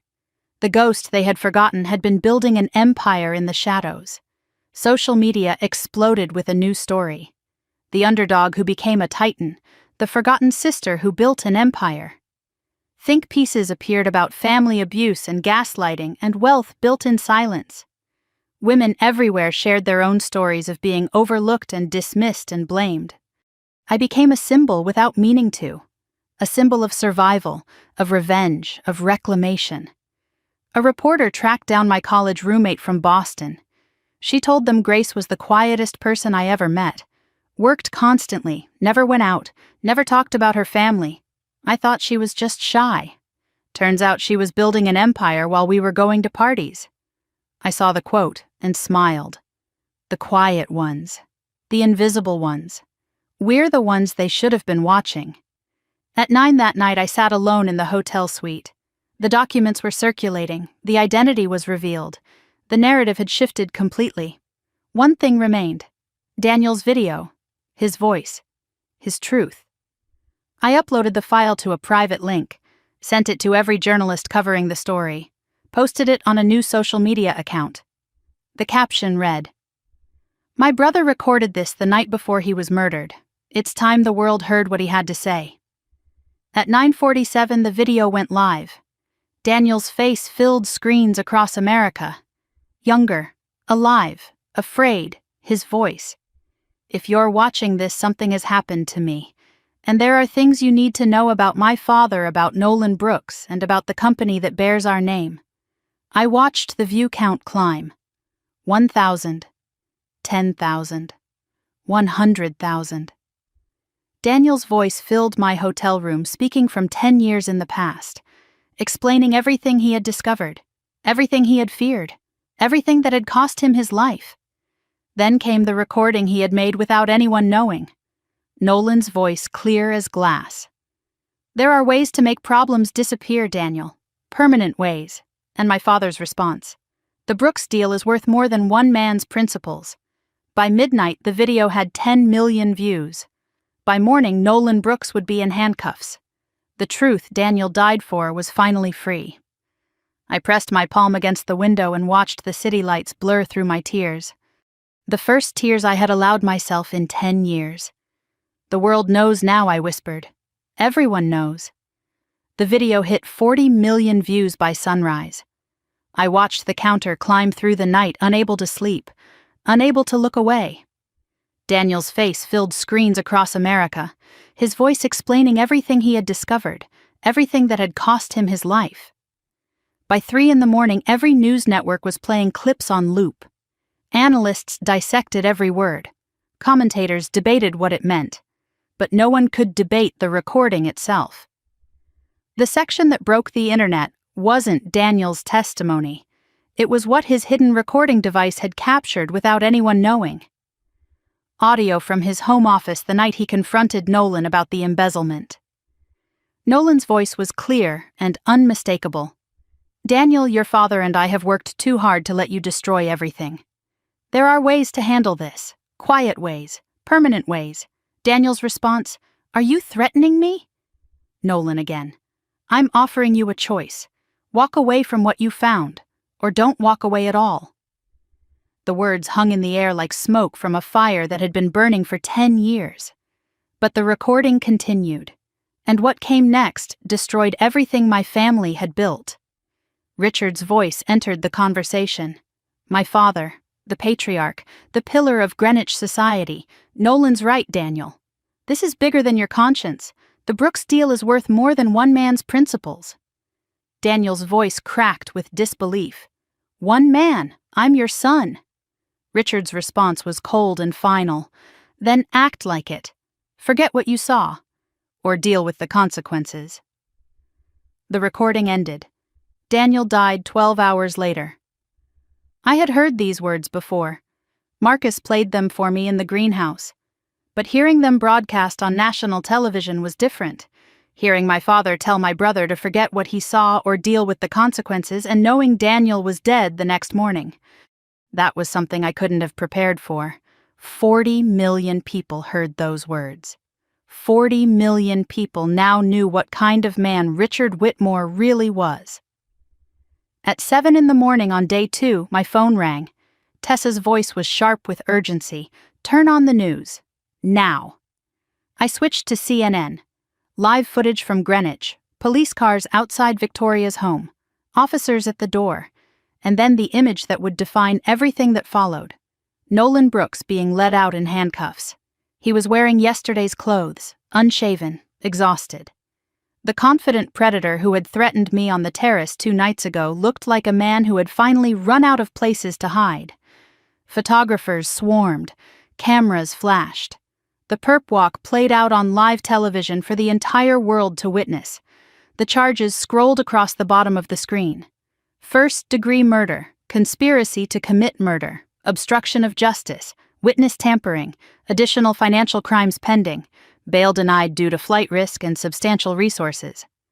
I watched him duck into the police car. The same confident smile from their engagement party was gone.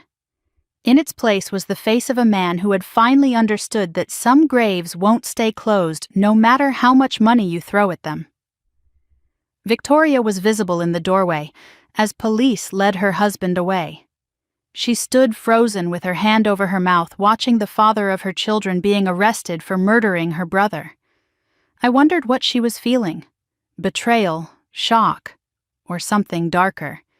The realization that she had slept beside a killer for 10 years, worn his ring, carried his name, built a life on a foundation of bones. The cameras caught her face. I saved that image, not out of cruelty, out of record. I was done letting this family rewrite history. By noon, the SEC announced a formal investigation into Whitmore real estate. All assets frozen pending review. The board of directors called an emergency meeting. Richard's lawyer released a statement claiming full cooperation and maintained innocence. No one believed it. The recording was too clear, the evidence too overwhelming. At 4 p.m, Richard Whitmore resigned as CEO. Not voluntarily. The board forced him out. The company he had killed his son to protect was stripping his name from the door. The press conference was carried live on every network. Richard looked like he had aged 10 years in 2 days, gray, hollow, broken. A reporter caught him leaving through a side exit after the announcement. "Mr. Whitmore, did you help plan your son's murder?"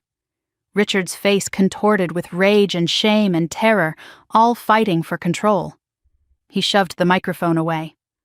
"I loved my son," he said. But his voice cracked on the word loved, past tense. He had been using past tense for Daniel for 10 years. The world heard it now. The world heard how easily he had let his son become history.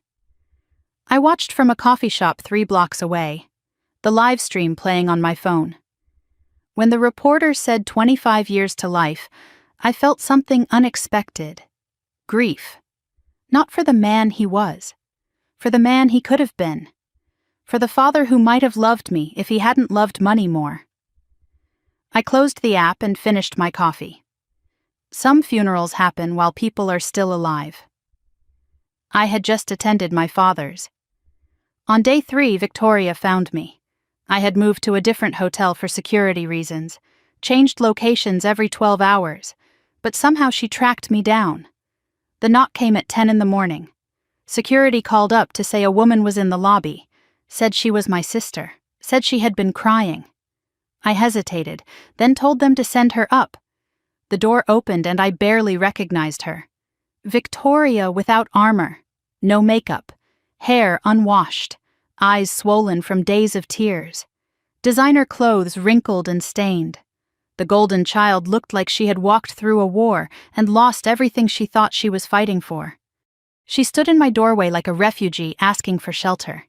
The woman who had screamed, "Get out," at her own birthday party couldn't even meet my eyes. I didn't know. The words came out broken, desperate. "Grace, you have to believe me. I didn't know what he did." She collapsed onto the couch, sobbing. The confession poured out in fragments. She had watched the recording 100 times. Heard Nolan threaten her brother. Heard her father agree. "I married him. I had children with him. I wore his ring while Daniel was rotting in the ground because of him." I sat across from her and listened. Didn't comfort. Didn't attack. Just let her empty herself of 10 years of poison she hadn't known she was carrying. When her sobs finally quieted, I spoke.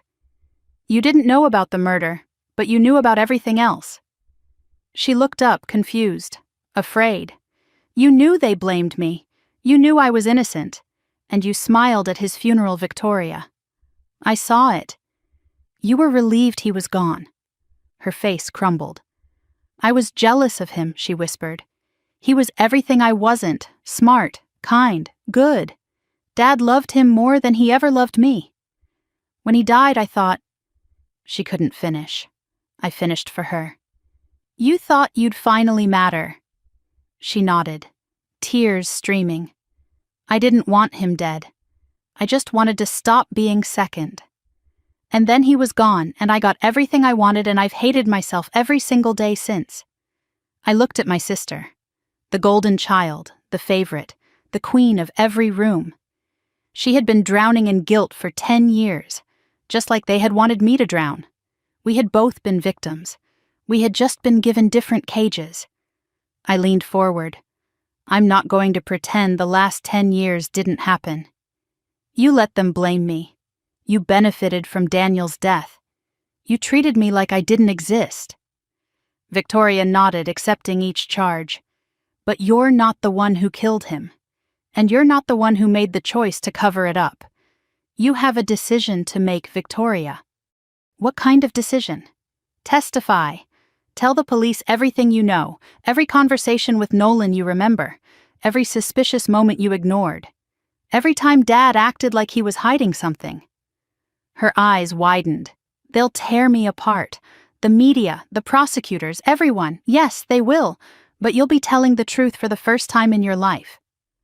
Victoria was silent for a long moment. Then she spoke. "I wore his grandmother's necklace to my wedding. The man who killed my brother put it around my neck."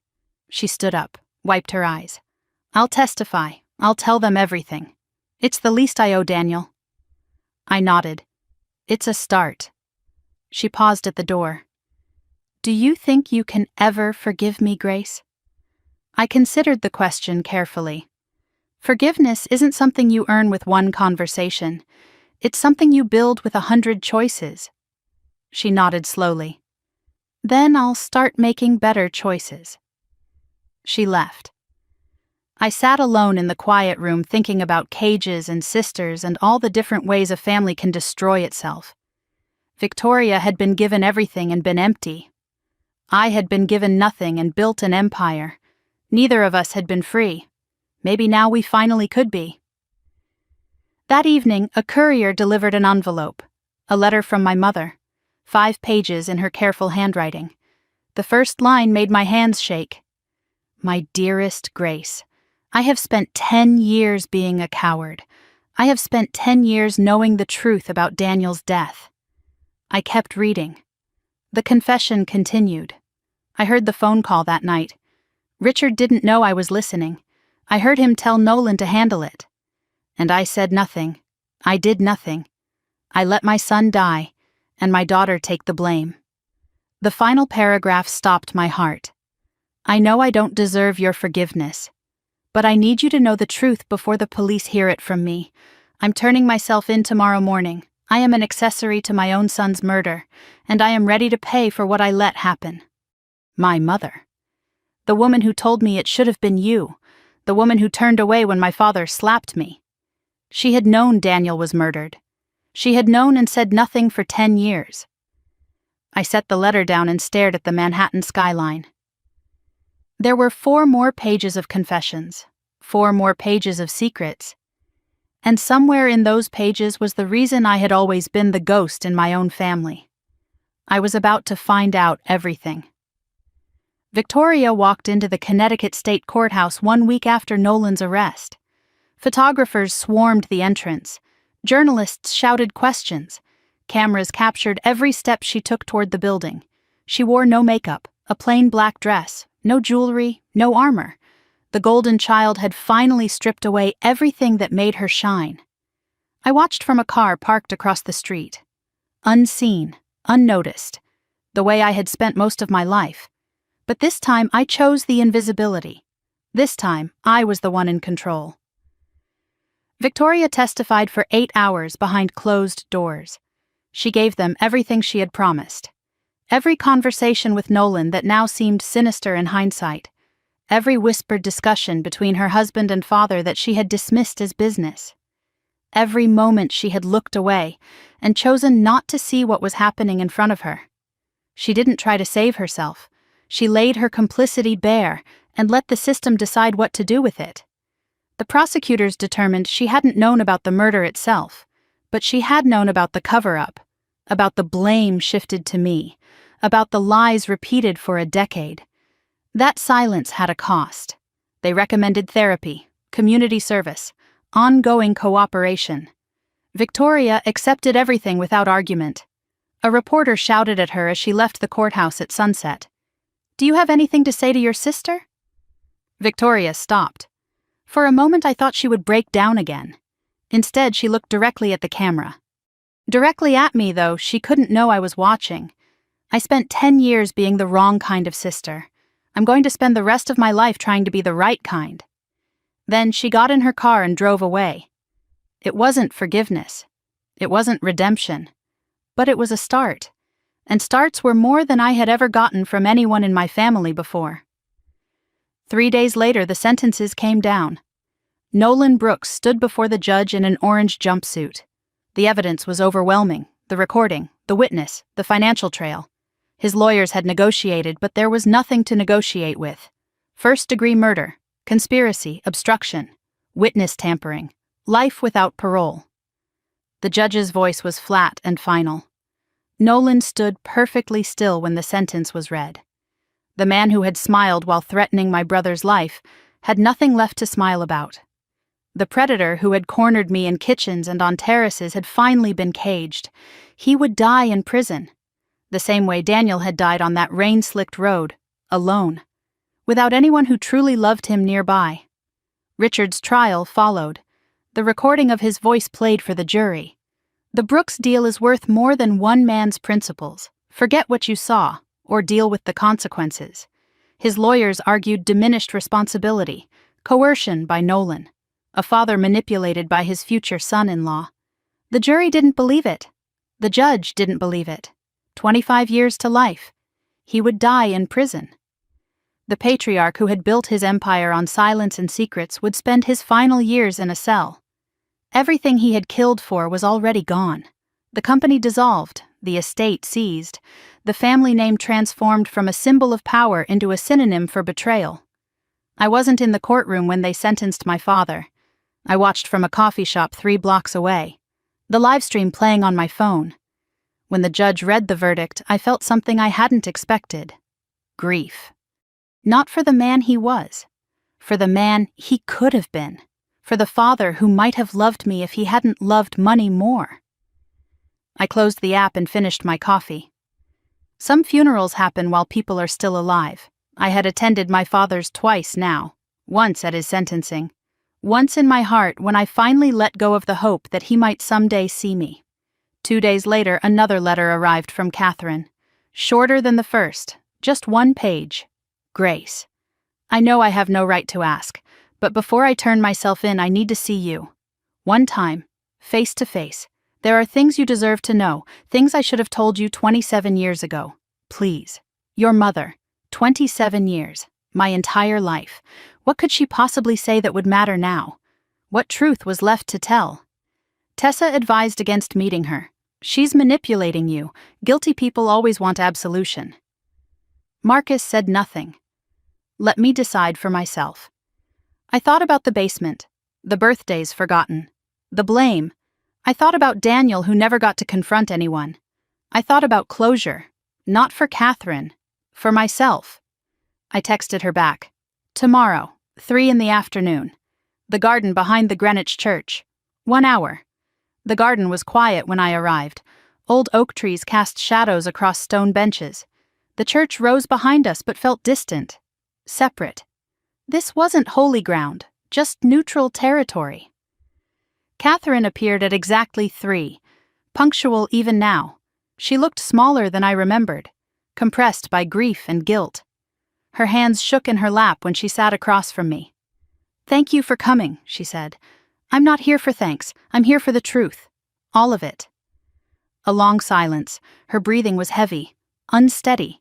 There are things I've never told anyone, not Richard, not Victoria, not even Daniel. "Then tell me." She took a breath that seemed to cost her everything she had left. "I was pregnant with you when Richard and I almost divorced." The words hung in the air like smoke. We had been fighting for months. He was having an affair. I thought we were done. When I found out I was pregnant, I didn't know if you were his. I felt the ground shift beneath me. 27 years of questions suddenly rearranging themselves into a new and terrible shape. I never knew for certain, she continued, tears streaming down her face. I told myself it didn't matter. But Richard knew I had been with someone else during that time. He looked at you from the day you were born and saw doubt. He couldn't be sure you were his daughter. And he punished you for it every day of your life. I sat perfectly still, processing 27 years of neglect, of blame, of being the ghost in my own family, because my father wasn't sure I was his, because my mother couldn't face her own guilt. And you. My voice was steady even as my world collapsed. "What did you see when you looked at me?" Catherine sobbed. "I saw my shame, my mistake. Every time I looked at you, I remembered the worst thing I ever did. So I was punished for something I didn't do, from the day I was born." She nodded, unable to speak. "Did you ever find out? Did you ever take a test? Ask a doctor." She shook her head. "Richard refused. He said he didn't want to know. If the test said you weren't his, he'd have to acknowledge it. This way, he could just keep you at a distance, blame you for existing without having to explain why." I stared at the woman who had given birth to me. "You let your uncertainty become my prison. You let his doubt become my identity." She reached for my hand. I pulled away. "I know," she whispered. "I know what I did. I've known for 27 years. And I've hated myself every single day. Good." The word was cold, but it was honest. "You should." I stood up, walked to the edge of the garden, looked at the trees Daniel used to climb when we were children. Everything I had believed about my place in the family was recontextualized now. I wasn't the strong one. I was the uncertain one. Not overlooked by accident, distanced by design. I had spent my whole life trying to earn love that was never available to me. Not because I was unworthy, because they were incapable. I turned back to Catherine. "You chose silence for 10 years after Daniel died. You let them blame me for his death when you knew the truth." She nodded. "You chose doubt for 27 years. You let me grow up believing I was less than nothing because you couldn't face your own mistake." "I know. I'm so sorry. Grace, please." I held up my hand. "I'm not finished." She fell silent. "I don't forgive you. I may never forgive you." Her face crumpled. "But I'm not going to let your choices define the rest of my life. You turned yourself in. You told me the truth. That's more than I ever expected from you." I paused. Let the words settle. Forgiveness isn't something you earn with one confession. It's something you build over a lifetime. And I don't know if either of us has that long. Catherine reached for me one more time. "Is there anything I can do? Anything at all?" I thought about it. Really thought. "There's one thing." Her eyes lit with desperate hope. "Anything. Live with it. Live with knowing what you did. Live with the silence you kept. Live with the truth you hid. That's your sentence, Catherine. Not prison, not punishment, just living with yourself. The hope in her eyes died. She understood. The worst punishment I could give her wasn't anger. It was leaving her alone with her conscience. Goodbye, Catherine. I walked away, didn't look back. That night I drove to the airport. A private jet waited on the tarmac. My jet. Purchased 3 months ago for a moment exactly like this one. Destination: Njuma Island, Red Sea, my new home, my new beginning. Through the window, I watched New York disappear below, the city where I had revealed my empire, confronted my family, found the truth about why I had never been loved. Below me somewhere, Richard sat in a cell. Nolan sat in a cell. Victoria was rebuilding. Catherine was living with her ghosts. The pilot announced 14 hours to destination. I closed my eyes and slept. Deeply, dreamlessly, for the first time in 10 years. When I woke, the sun was rising over the Red Sea, gold and crimson painting the water like a promise kept. Below me, I could see the island, my island, 2 white mansions glowing in the morning light. $100 million of peace, 27 years of truth, a lifetime of silence finally broken. The plane descended. I pressed my palm against the window like I used to press it against the basement ceiling, feeling for the family that lived above me. But this time there was no ceiling, no basement, no family to prove myself to, just the sky, the sea, and the woman I had become. "Welcome to Njuma Island, Miss Whitmore," the pilot said. I smiled. No, just grace. Just grace is enough. The morning sun rose over the Red Sea like a promise that had finally been kept. I woke without an alarm for the first time in years.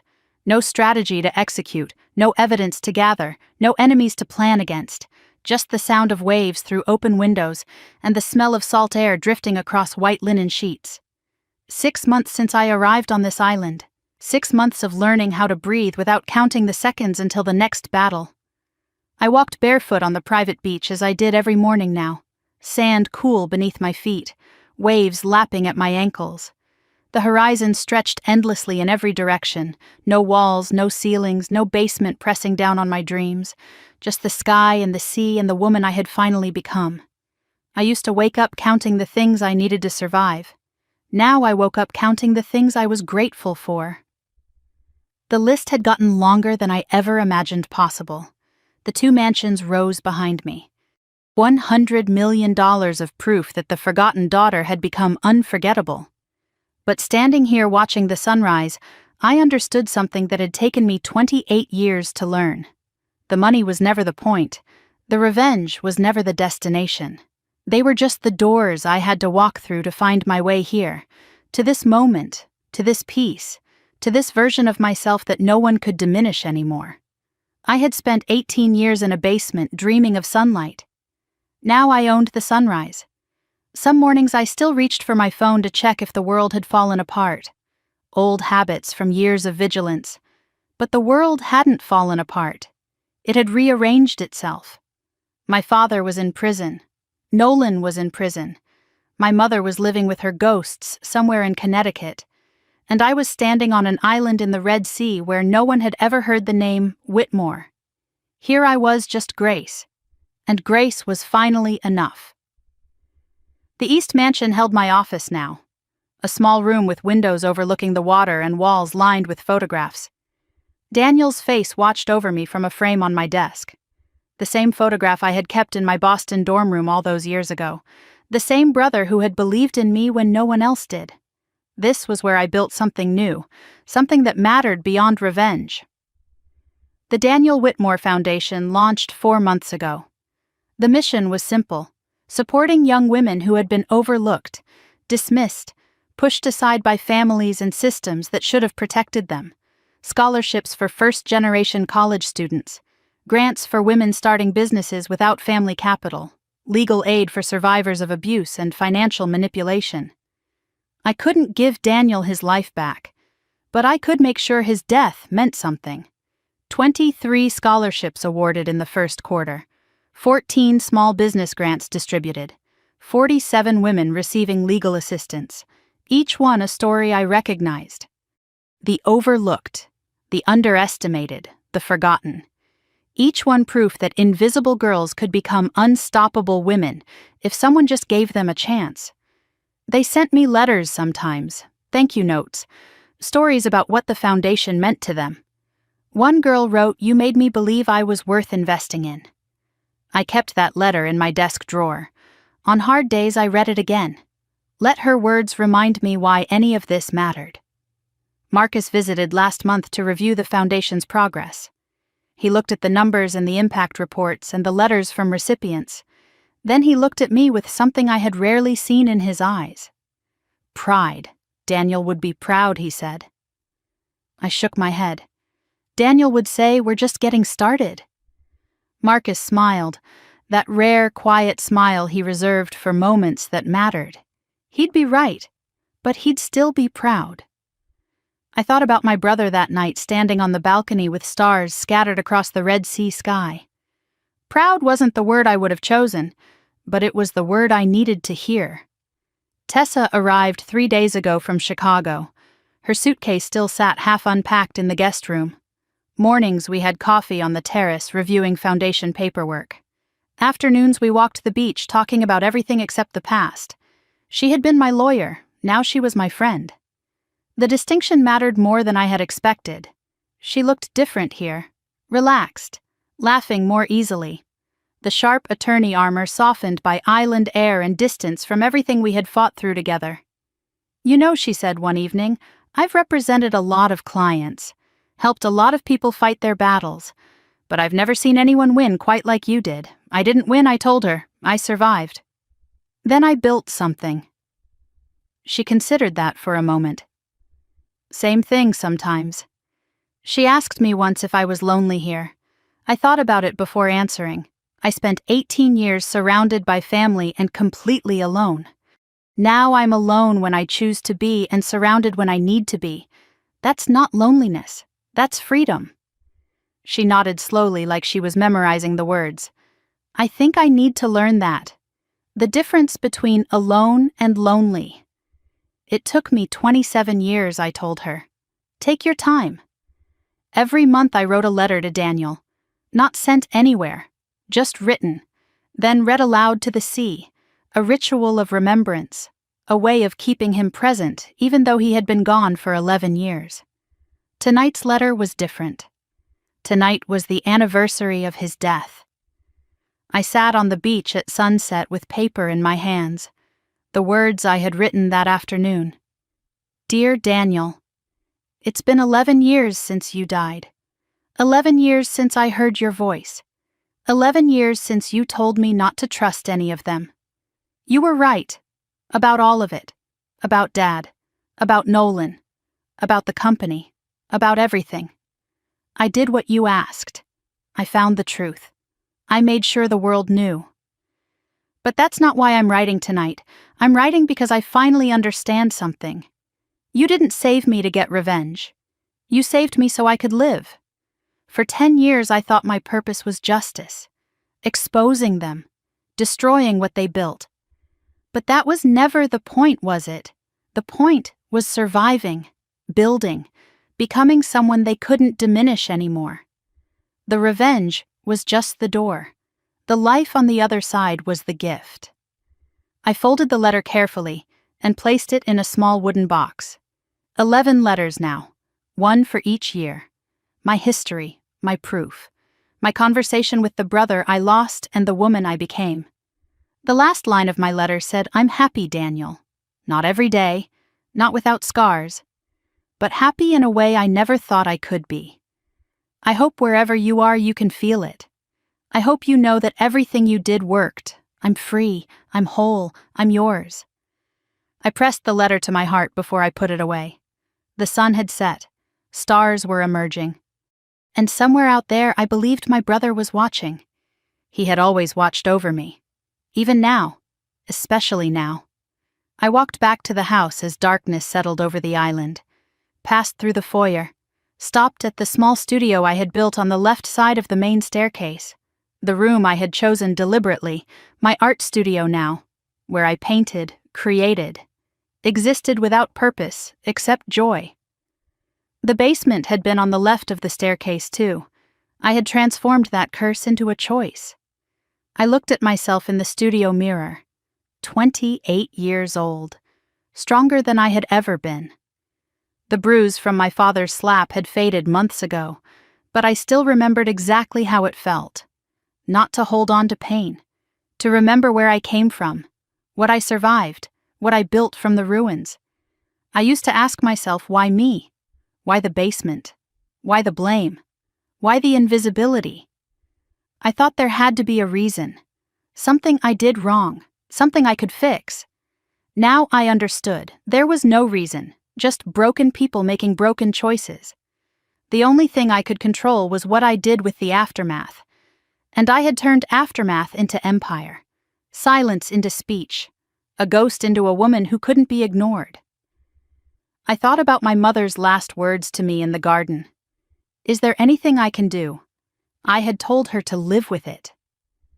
6 months later, I heard she had started volunteering at a women's shelter in Greenwich. Anonymous, quiet, not for publicity, maybe for penance, maybe for peace. I didn't know if I would ever forgive her, but I was glad she was trying to become someone worth forgiving. That was more than I expected, more than I hoped for, and somehow it was enough.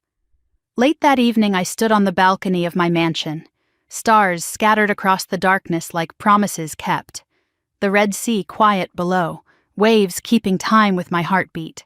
Tomorrow would bring new work, new recipients for the foundation, new chances to turn invisible girls into unstoppable women.